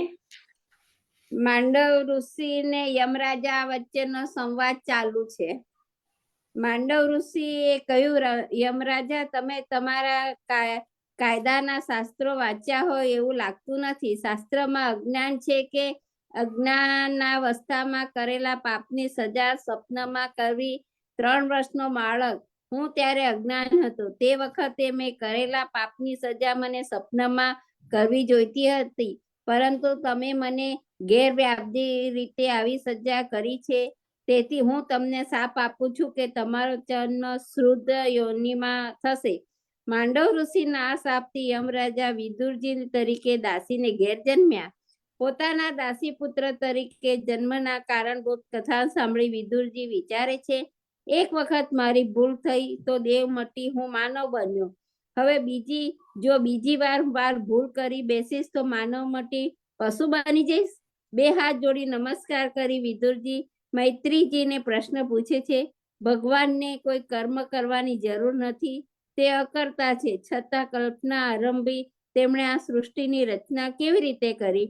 મૈત્રીજીએ કહ્યું, સૃષ્ટિની ઉત્પત્તિની કથા ભાગવતમાં વારંવાર આવે છે. સાત્વિક દ્રષ્ટિએ ઉત્પત્તિની કથા મહત્વની નથી, પરંતુ સૃષ્ટિને ઉત્પન્ન કરનારી અનેક રૂપીય કથા હોવાથી એ કથા વારંવાર કહેવામાં આવે છે.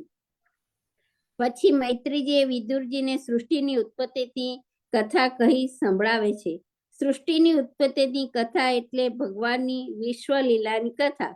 સૃષ્ટિના સર્જન પહેલા એકમાત્ર ભગવાન જ હતા. ભગવાને એકમાંથી અનેક થવાની ઈચ્છા કરી. હું એક છું અને બહુ થાઉં એવા સંકલ્પ માત્રથી જ તેમને માયા નામે શક્તિ પ્રગટ થઈ. પછી પૂર્ણ પુરુષોત્તમ અંશરૂપ ભગવાનનું પુરુષ રૂપ ઉત્પન્ન થયું. આ પુરુષ હજારો વર્ષ સુધી પર તે સર્જેલા ગર્ભોદકમાં પોડેલા રહ્યા. તેઓ પૂર્ણ પુરુષોત્તમ અંશરૂપ હોય. તેમનો પ્રથમ અવતાર નારાયણ ભગવાનનો કહેવાય છે. તેમની નાભીમાંથી કમળ ઉત્પન્ન થયું અને એ કમળ ઉપર શબ્દ બ્રહ્મરૂપ બ્રહ્મા પ્રગટ્યા. બ્રહ્માજીને આશ્ચર્ય થયું, પોતે કોણ છે, ક્યાંથી આવ્યા છે?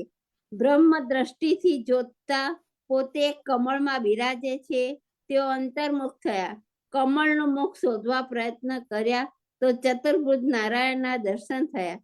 હવે બ્રહ્માને જ્ઞાન થયું કે પોતે તો પરમ પુરુષની નાભીમાંથી પ્રગટેલા કમળમાં સ્વયંભૂ બ્રહ્મા તરીકે બિરાજે છે. તેમણે ભગવાન નારાયણની સ્તુતિ કરી. ભગવાનને તેમને તપ કરવાનો આદેશ આપ્યો. બ્રહ્માએ તપ કર્યું.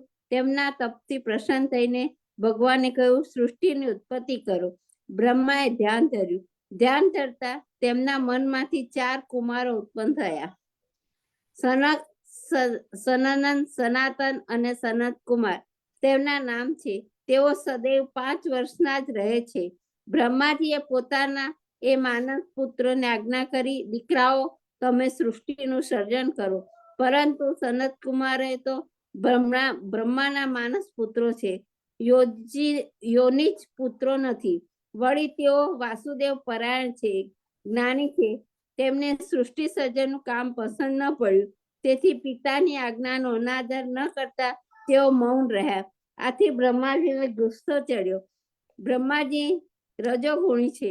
રજોગુણ સાથે અજ્ઞાન અને અવિદ્યા સર્જેલી છે. અજ્ઞાન અને અવિદ્યા વડે ક્રોધ ઉત્પન્ન થાય છે. બ્રહ્માને ક્રોધ ચડ્યો. તેમણે કહ્યું, તમે મારી આજ્ઞા ન પાડી, તેથી તમારે અસુર રૂપે ઉત્પન્ન થવું પડશે. જ્ઞાની બ્રહ્મકુમાર અસુર બ્રહ્મ પ્રહલાદ રૂપે પ્રગટ્યા હતા. પિતાની આજ્ઞાનો બ્રહ્મનિષ્ઠ સુખદેવે પણ નહોતી પાડી. ઘર છોડી ચાલ્યા જતા પુત્રે અટકાવવાનો ઉદ્યમ વ્યાસજીને આદર્યો, પરંતુ પુત્રે પિતાનું કહ્યું ન માન્યું. છતાં વ્યાસજીને ક્રોધ ન ચડ્યો, કારણ કે વ્યાસજી સત્વગુણી છે. સત્વગુણીને ક્રોધ ન વ્યાપે. પછી બ્રહ્માજીએ દીકરી ઉત્પન્ન કરી, તેનું નામ સરસ્વતી. બ્રહ્માજી પોતાની સરસ્વતીમાં મોહ છે. સરસ્વતી અકામ હતા, બ્રહ્માજી સકામ હતા. બ્રહ્માજીની સૃષ્ટિનું સર્જન કરવું હતું, તેથી તેમણે પોતાની દીકરીની ઈચ્છા કરી. પરંતુ એ કથા રહસ્યમય છે, માત્ર જ્ઞાની પુરુષ જ તે સમજી શકે છે. બ્રહ્માજીના પુત્રોએ બ્રહ્માજીને સરસ્વતીની કામના કરતા વાર્યા. બ્રહ્માજી આ વખત ગુસ્સો ન આવ્યો, પોતે સમજી ગયા. આ પ્રમાણે સકામ ભાવે સરસ્વતીને સેવતા લૌકિક સૃષ્ટિ ઉત્પન્ન થશે, તામસ પ્રજા ઉત્પન્ન થશે.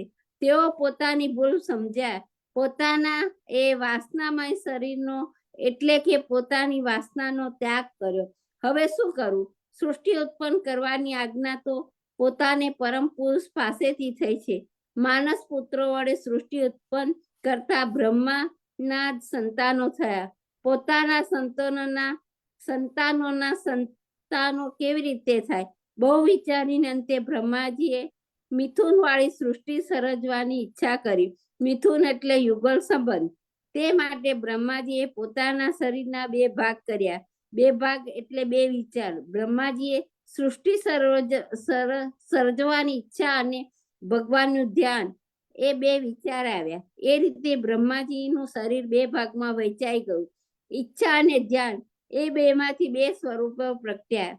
એક ઈચ્છામય સ્વરૂપ અને બીજું ધ્યાનમય સ્વરૂપ. ધ્યાનમય સ્વરૂપ પુરુષ રૂપે પ્રગટ્યું અને સ્વયંભૂ મનુ મહારાજ એ ઈચ્છામય સ્વરૂપ સ્ત્રી રૂપે પ્રગટ્યું અને તે મહારાણી સંત રૂપ્યા. મનુ સતરૂપા દ્વારા મિથુનમય સૃષ્ટિની શરૂઆત થઈ. તેમના 5 સંતાનો, 2 પુત્ર અને 3 પુત્રીઓ થયા. પ્રિયવ્રત અને ઉત્તનાપદ એમના પુત્રો અને આકૃતિ, દેવહૂતિ અને પ્રસૂતિ તેમની પુત્રીઓ. આકૃતિને શ્રુતિ ઋષિ સાથે પરણાવી, દેવહૂતિને કંદર્વ ઋષિ સાથે અને પ્રસૂતિને દક્ષ પ્રજાપતિ સાથે પરણાવ્યા. મનુ મહારાજના એ 5 સંતાનો વડે આખું જગત ભરાઈ ગયું. મનુ મહારાજે સૃષ્ટિ ઉત્પન્ન કરવા માટે સંતતિ પેદા કરી, પરંતુ તેમણે જોયું કે સંતતિને રાખવા માટે કોઈ સ્થળ નથી. પૃથ્વી તો પ્રલયના પૂરમાં ડૂબી જઈને રસાતળમાં પહોંચી ગઈ હતી. આ જોઈ મનુ મહારાજે પોતાના પિતા બ્રહ્માજીને કહ્યું, પિતાજી, પૃથ્વીને રસાતળમાંથી બહાર લાવવાનો પ્રયત્ન કરો. બ્રહ્માજીને પૃથ્વીને જળમાં ડૂબેલી જોઈ વિચાર કર્યો, આવા અગાધ જળ રાશિમાંથી આ પૃથ્વીને બહાર કેવી રીતે લાવી? તેઓ આ પ્રકારે ચિંતા કરતા હતા ત્યાં તો તેમના નાકમાંથી અંગૂઠાના ભાગ જેટલું એક નાનું પ્રાણી બહાર આવ્યું. એ વારાહના નાના બચ્ચા જેવું હતું. તેમણે વારાહને જોઈ વિચાર લાગ્યા, આ કોણ છે? તેઓ તેને ઓળખી ન શક્યા. તેમના મનમાં ખેદ ગયો. ક્ષણમાં તો વારાનું બચ્ચું મોટા હાથી જેટલું વધી ગયું. વારા ભગવાને જોયું કે બ્રહ્માજી ખેદ કરે છે, તેથી તેમને હર્ષ પમાડવા માટે તેમણે દિશાઓને ભરી દેતી ગર્જના કરી. પૃથ્વીને રસાતાળમાંથી લઈ આવવા માટે તેમણે પ્રલયના જળમાં પ્રવેશ કર્યો. તે રસાતાળમાં પધાર્યા. ત્યાં જીવ માત્રના આધારરૂપ પૃથ્વીને જોતા તેને ઉચકી પોતાના દંતસૂળ ઉપર ઉઠાવ્યા. પૃથ્વીને લઈ તેઓ બહાર આવી રહ્યા હતા. તે સમયે હાથમાં ભારે ગદા લઈ દિગ્વિજય કરવા નીકળેલા અને વરુણદેવ દ્વારા પ્રેરાયેલો અસુર હિરણ્યાક્ષ તેમની સાથે યુદ્ધ કરવાની ઈચ્છાથી તેમની સામે આવ્યો. ભગવાને તેનો વધ કર્યો. પૃથ્વીને રસાતાળમાંથી બહાર લઈ આવ્યા. તેના ઉપર જીવનો વાસ થયો. મૈત્રીજીએ એવી સુંદર સૃષ્ટિ સર્જનની કથા વિદુરજીને કહી સંભળાવી. એ સાંભળી વિદુરજી ભારે કુતૂહલ થયું. તેમણે પૂછ્યું, ભગવાન હિરણ્યાક્ષ કોણ હતો? તેણે વારાહ ભગવાનની સાથે શા માટે યુદ્ધ કર્યું? હવે મૈત્રીજીએ વિદુરજીને ભગવત ઈચ્છાનું સ્વરૂપ સમજાવે છે. સૃષ્ટિના સંચાલનમાં ભગવત ઈચ્છા જ નિર્ણય બળ છે. સગળું ભગવાનની ઈચ્છા પ્રમાણે જ થાય છે. કશ્યપ મુનિ જેવા જીતેન્દ્રિય મહાપુરુષ સાયંકાળે પોતાની પત્ની દીતિ સાથે ક્રીડારત્ન બન્યા. તેનું કારણ ભગવત ઈચ્છા. તેમને ઘેર ભગવાનના પ્રસાદો અનુસ્વરૂપે જન્મ્યા. તેનું કારણ ભગવત ઈચ્છા. સનત કુમારો જેવા જ્ઞાની કુમારોને ક્રોધ થયો અને ક્રોધાવેશમાં આવી જઈને તેમણે ભગવાનના પ્રસાદનો શાપ આપ્યો. તે પણ ભગવત ઈચ્છાથી. ભગવાનના પ્રસાદ તો વિવેકી હોવા જોઈએ, છતાં તેમણે અવિવેકીથી સનત કુમારોને અટકાવ્યા. તે પણ ભગવત ઈચ્છાથી જ. અને છેવટે સ્વયં ભગવાને હિરણ્યાક્ષને માર્યો, છતાં તેનો મોક્ષ ન થયો. તેનું કારણ પણ ભગવત ઈચ્છા. બ્રહ્માજીએ દેવોની આ કથા કહી હતી. મૈત્રીજીને તે વિદુરજીને કહી સંભળાવી. મૈત્રીજી કહે છે, એક વખતે સાયંકાળે કશ્યપ ઋષિની પત્ની દીતિ કામાતુર બન્યા. શણગાર સજી પોતાના પતિ પાસે આવ્યા અને કામ સુખની માંગણી કરી. હવે આગળ પછી એજ સ્થિતિ છે ને, એજ સ્થિતિ આ બધા રાક્ષસો જે આ બતાવે છે ને, એ છે એ દીતિ એમની માં છે. રાક્ષસોની બધા રાક્ષસોની માં એ. યા હવે બીજું પછી વાંચવું છે કે જે વાંચવું? મહિષાસુર, હા ના બસ મહિષાસુર ને બધા આવી ગયા ને, એ બધા દીતિના. હા, એ બધા દીદીના છે. એમનો આખો વંશ. એનો આખો વંશ છે. એ જ ને. વાંચ્યું હજી કે? ના, હવે ના વાંચતા એ વાત. બસ બરાબર. હા, પછી આગળ પછી વાંચીશું, બરાબર ને? હા, હવે તો next time, આ yes. તો હવે જે આવે ભાગવતમાં હવે બધું ઇન્ટરેસ્ટ આવશે, ખબર છે ને?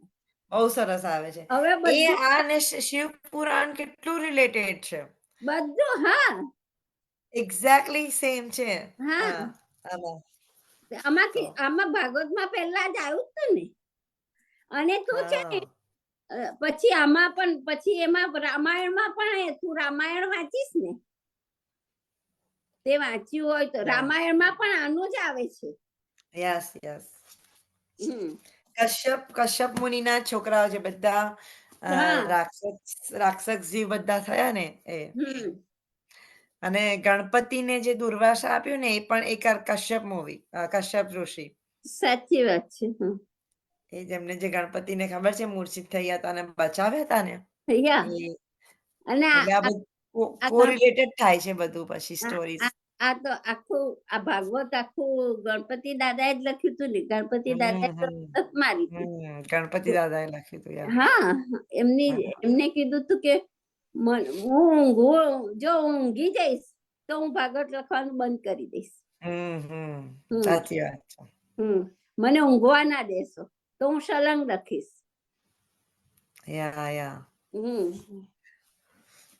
થેન્ક યુ નીતા આંટી. આપણે પછી એમાં કન્ટિન્યુ કરીશું. ઓકે, વાંધો નહીં. ચાલો, જય શ્રી કૃષ્ણ. આપણે ગીતાજીનું પારાયણ કરીએ. આપણે 3 શ્લોક બાકી છે. આપણે ચેપ્ટર ફિનિશ થઈ જશે. હા, પછી હવે તો એક જ અધ્યાય રહેશે, 18મો. એ થોડો લાંબો. 16મો અધ્યાય. હા, પછી 17મો. 17મો ખરો ને? હા, 16મા અધ્યાયનો 3 શ્લોક છે. નીતાબેન, જય શ્રી કૃષ્ણ. નીતાબેન, શ્લોક નંબર 22. જય શ્રી કૃષ્ણ. શ્લોક 22.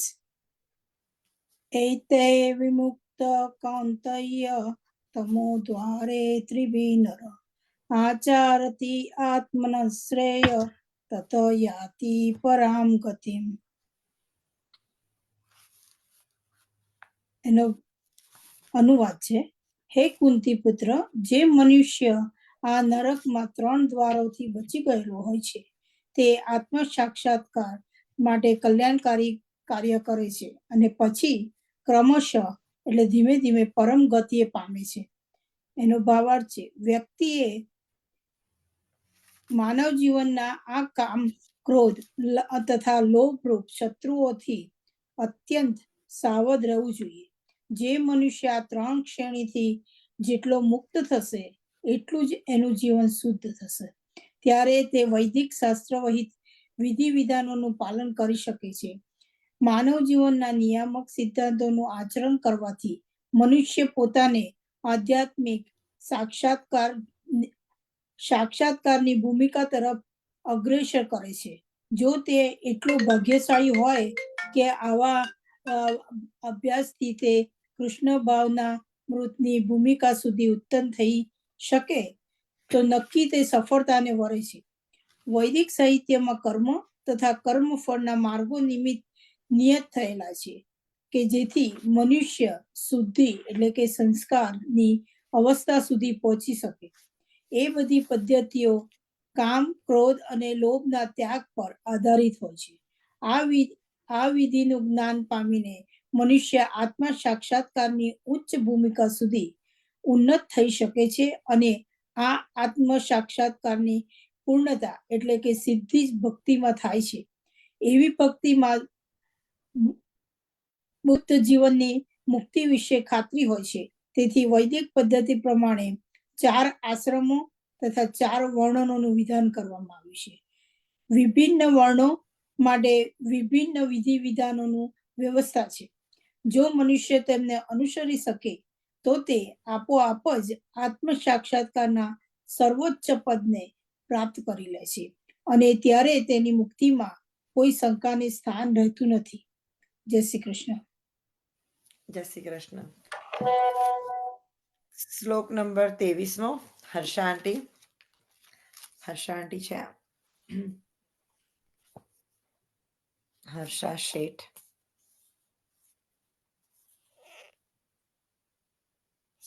Let me see if she's there.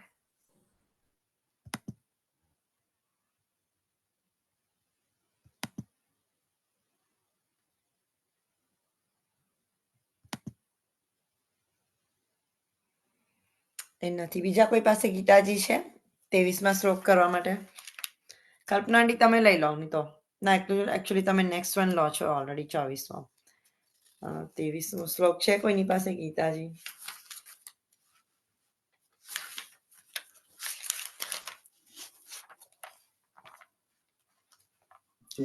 એક મિનિટ ઊભી રહે, એક જ મિનિટ.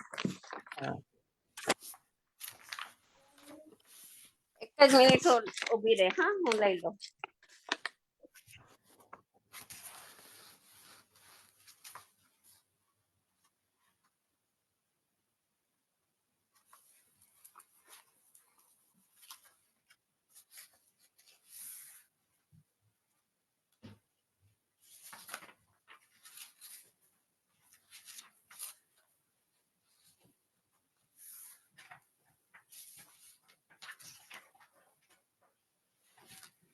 નહીં તો હર્ષિતાબેન તમે પણ લઈ શકો છો. હર્ષિતાબેન, હર્ષિતા આંટી તમારી પાસે છે ને Gita?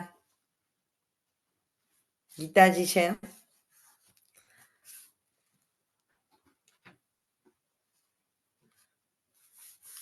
Okay, go ahead. Ready? Okay, go ahead. 10 સેકન્ડમાં ચશ્મા પહેરો. 23મો શ્લોક. હાલો, જય શ્રી કૃષ્ણ. આ છે ગીતાજી. કઈ વાંધો, રીટાબેન લે છે ને લઈ લો. લઈ લો, તમે લઈ લો. વાંધો ના ના, લઈ લો. મારે તો બધું ગોતવા જવું પડશે, પાછું ચશ્મા લેવા જવા પડશે, ગીતાજી ને લેવા જવી પડશે. 16મો અધ્યાય ને? હા, 16મો અધ્યાય 23મો શ્લોક.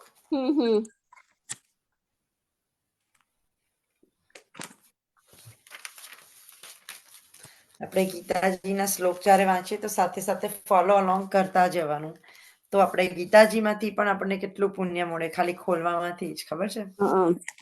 તો યહ શાસ્ત્રન વિધિ મૃત્યુંચ વર્તતે કામકારત ન સિદ્ધિવાપ્નોતિ ન સુખમ ન પરાગતિમ.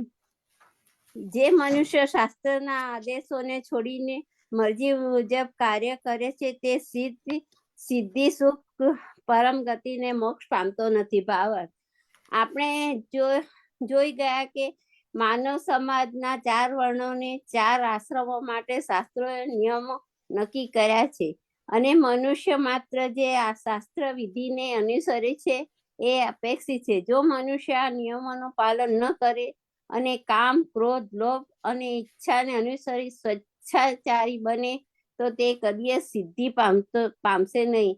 બીજા શબ્દોમાં કહીએ તો મનુષ્ય આ બધાનું સૈદ્ધિક જ્ઞાન હોય છે, પણ તેનું આચરણ ન કરે તો તે નરાધમ છે. મનુષ્ય દેહમાં રહી જીવે, સમતોલ અને સમજુ થવાનું છે અને જીવનની ઉન્નતિ સાધવા માટે શાસ્ત્રોક્ત નિયમોનું પાળવાના છે. એમ ન કરે તો તેની અધોગતિ થાય છે. પણ જો તે શાસ્ત્ર વિધિ અને નૈતિક સિદ્ધાંતોનું પાલન કરીને છેવટે ભગવાનને ન ઓળખે તો તેનું બધું જ્ઞાન એળે જાય છે. તેથી મનુષ્ય ધીમે ધીમે કૃષ્ણ ભાવના અંતે કૃષ્ણ ભક્તિની અવસ્થામાં આવવું જોઈએ અને આ અવસ્થામાં મનુષ્ય સ્થિર થાય તો તે પરમ ગતિ પામે છે, અન્યથા નહીં. અહીં કારક શબ્દ મહત્વનો છે. જે મનુષ્ય જાણી બુજીને શાસ્ત્ર વિધિનું ઉલ્લંઘન કરે છે તે નક્કી કામ વાસનાની અસર હેઠળ વર્તે છે. તે જાણે છે કે આ ન કરવું જોઈએ, છતાં એ કરીને તે જંપે છે. આને સ્વેચ્છાચાર કહે છે. તે જાણે છે કે આ તો કરવું જ જોઈએ, છતાં તે કરતો નથી, તેથી તે સ્વેચ્છાચારી કહેવાય છે. ભગવાન આવા મનુષ્યોને દંડ દે છે. આવા મનુષ્યો માનવ જીવનમાં મેળવવાની સિદ્ધિ પામતા નથી. મનખા અવતાર ખાસ તો જીવન શુદ્ધિ માટે મળ્યો છે અને જે મનુષ્ય શાસ્ત્રના આદેશો પાળતો નથી તે નથી કરી શકતો પોતાને શુદ્ધિ કે નથી પામી શકતો સાચું સુખ. સાચી વાત છે. બહુ સાચી વાત છે. Thank you. બહુ સાચી વાત છે.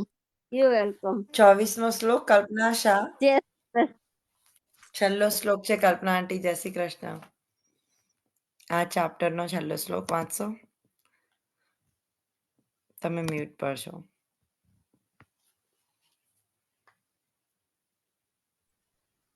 ઓકે, યા બધા વૈષ્ણવોને જય શ્રી કૃષ્ણ. અધ્યાય 16મો શ્લોક 24મો.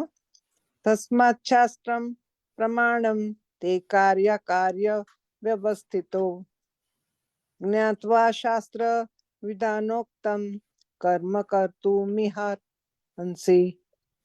એનો અનુવાદ છે, તેથી મનુષ્ય શાસ્ત્રોના નિયમનો પરથી સમજવું જોઈએ કે શું કર્તવ્ય છે અને શું કર્તવ્ય નથી. આવા નિયમો અને નિયંત્રણો જાણીને મનુષ્ય એવી રીતે કર્મ કરવું જોઈએ કે જેથી તે ક્રમે ઉન્નતિ પામી શકે. ભાવાર્થ, 15મા અધ્યાયમાં જણાવ્યા પ્રમાણે વેદોના સર્વ નિયમો અને નિયંત્રણો કૃષ્ણને જાણવા માટે જ યોજાયેલા છે. જો મનુષ્ય ભગવદ્ ગીતા દ્વારા કૃષ્ણને જાણી લે તથા ભક્તિયુક્ત સેવામાં પરોવાઈને કૃષ્ણ ભાવનામાં સ્થિત થઈ જાય તો તે વૈદિક સાહિત્યમાંથી પ્રાપ્ત જ્ઞાનની સર્વોચ્ચ સિદ્ધિ સુધી પહોંચી જાય છે. ભગવાન ચૈતન્ય મહાપ્રભુએ આ વિધિને બહુ સહેલી બનાવી છે.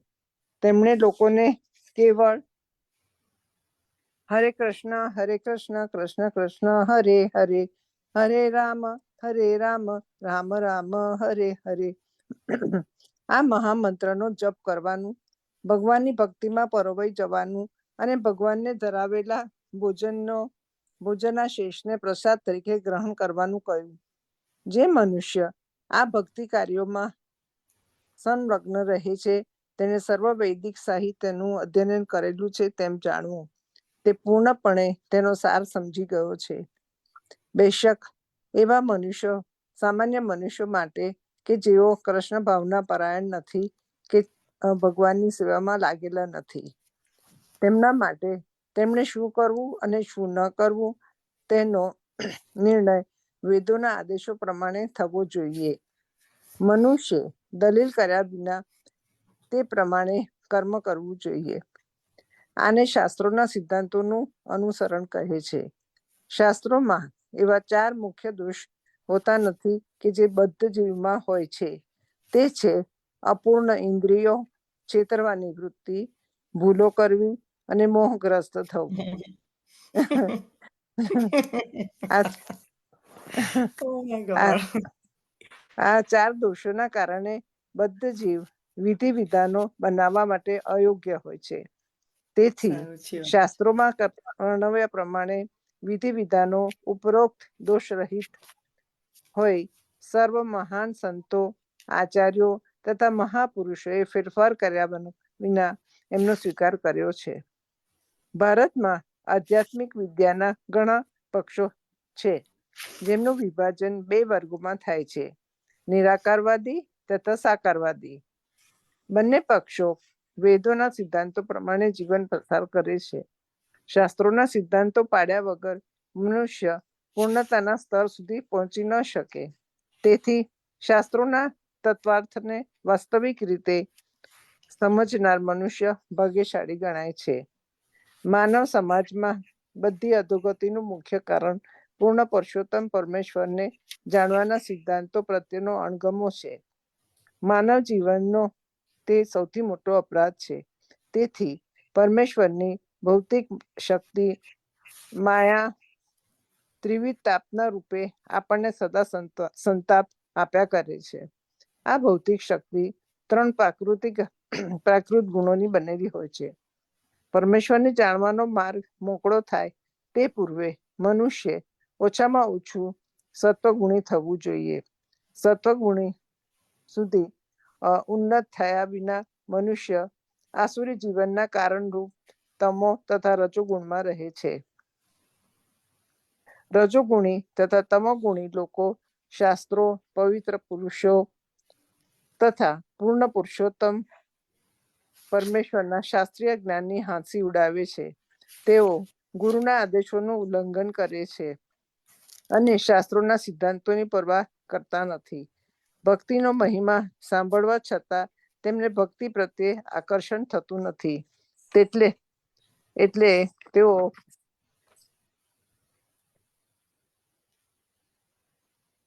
ઉન્નતિ માટે તેમનો પોતાનો માર્ગ ઉપજાવી કાઢે છે.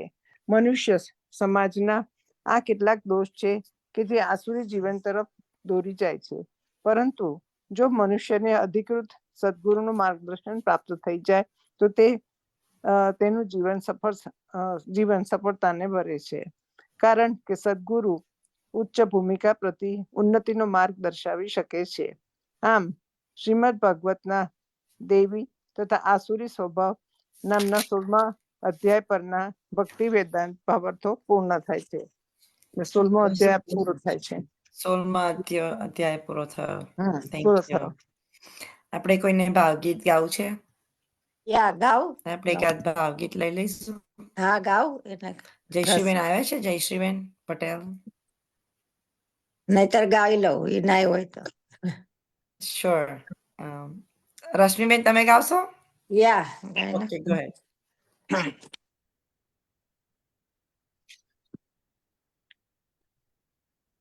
આવે છે ને વિડીયો સંભળાય છે ને? હા, જય હા. શ્રી કૃષ્ણ. જય શ્રી કૃષ્ણ. જય શ્રી કૃષ્ણ. ધન્ય ધન્ય આજની ઘડી રળિયામણી, ધન્ય આજની ઘડી રળિયામણી, હારે મારો વાલોજી પધાર્યાની વધામણી ઓજી રે, ધન્ય આજની ઘડી રળિયામણી, હારે હું તો કદલી ના થંભરો પાવતી, હારે મારા વાલોજી ના મંડપ રચાવતી ઓજી રે, ધન્ય આજની ઘડી છે રળિયામણી, હારે રે પૂરે દ્વારે સોહાગણ સાતિયા, હારે જેમ મલપતા આવે હરી હાથિયા ઓજી રે, ધન્ય આજની ઘડી છે રળિયામણી, હારે હું તો મોતી ના ચોક પુરાવતી, હારે મારા વાલાજીની આરતી ઉતારતી ઓજી રે, ધન્ય આજની ઘડી છે રળિયામણી, હારે હું તો ફૂલડાની સેજ બિછાવતી, હારે મારા વાલાને ફૂલડે વધાવતી, ઓ જીરે ધન્યાજની ગળી ચરળિયા મણી, હારે મારે જાવું વલ્લભ કુળના વારણી, હારે મારે મહેતા નરસિંહ નો સ્વામી ઉભો બારણે, ઓજી રે ધન્ય આજની ઘડી છે રળિયા મણી, ધન્ય આજની ઘડી છે રળિયા મણી. એક ખાલી સાખી ગાઉં છું, એક જ છે. નંદ બાવાનો લાડલો ગોપીઓનો ચિત ચોર, લીલા તારી સી વર્ણવીએ જય જય નંદ કિશોર, માખણ ખાધા મટકા ફોડ્યા લીલી કીધી અપાર, દાસ ત્રિભુવન શું લખું વેદ ન પામે પાર, વેદ પુરાણ વાંચ્યા નથી સંગીતનું જ્ઞાન, દાસ ત્રિભુવન ભૂલ કરે ધરશો નહીં તમે ધ્યાન. બોલ સિગિરાજ ધરણ કી જય, શ્યામ સુંદર તમારી બુકોનું એક વખત સ્ટોક્સ જોવો પડશે. હા છે. હા. જય શ્રી કૃષ્ણ. આપણે જય આશીર્વાદ શ્રી લઈશું, કૃષ્ણ. ચક્ષુસા? જય જય શ્રી કૃષ્ણ. જય શ્રી કૃષ્ણ. મજા આવી. જય શ્રી જય શ્રી કૃષ્ણ. કૃષ્ણ. જય શ્રી કૃષ્ણ. ચક્ષુસા આશીર્વાદ લઈશું. જય શ્રી કૃષ્ણ બધાને. જય જય શ્રી શ્રી કૃષ્ણ. બધાને જય શ્રી કૃષ્ણ. જય શ્રી કૃષ્ણ. બધાને મારું ઇન્વાઇટ મળી ગયું? અંકુટનું 16મી અંકુટનું ઇન્વાઇટ મળી ગયું? ના મળ્યું તો મને મಜ್જી ઈમેલ કરી દેજો, હું તરત મોકલી આપું. મને નથી મળ્યું. ના, બધા મળી વૈષ્ણવે ગયું આવવાનું છે, છે, અમને મળી ગયું ચોક્કસ. છે. હું મિસ કરીશ, હું નથી આવી. તમે હમણાં જાઉં ઇન્ડિયા છું ને. જવાના છો ને? હા, મને હમણાં ખબર, છઠ્ઠી yeah. હા છઠ્ઠી માં જાઉં છું હમણાં. સ્ટાર્ટ કરો. 7th ના. Wow. હા Nice. કરો કરો. ધરણીના ચરણ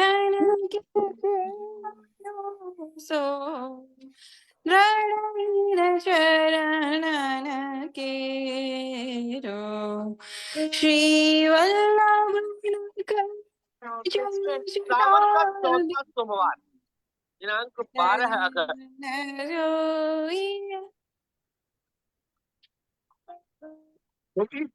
ચક્ષુસા, એક મિનિટ. ચક્ષુસા, એક minute. Please start all over, okay? Let me just mute everyone. Go ahead. ધરણીના ચરણ ભરોસો ધરણીના ચરણ કેરો શ્રી વલ્લભ સબ જગ ભરોસો ધરણીના ચરણ કેરો साधन और नहीं करी में जासो होत निवेरो सूर्य कहाँ करो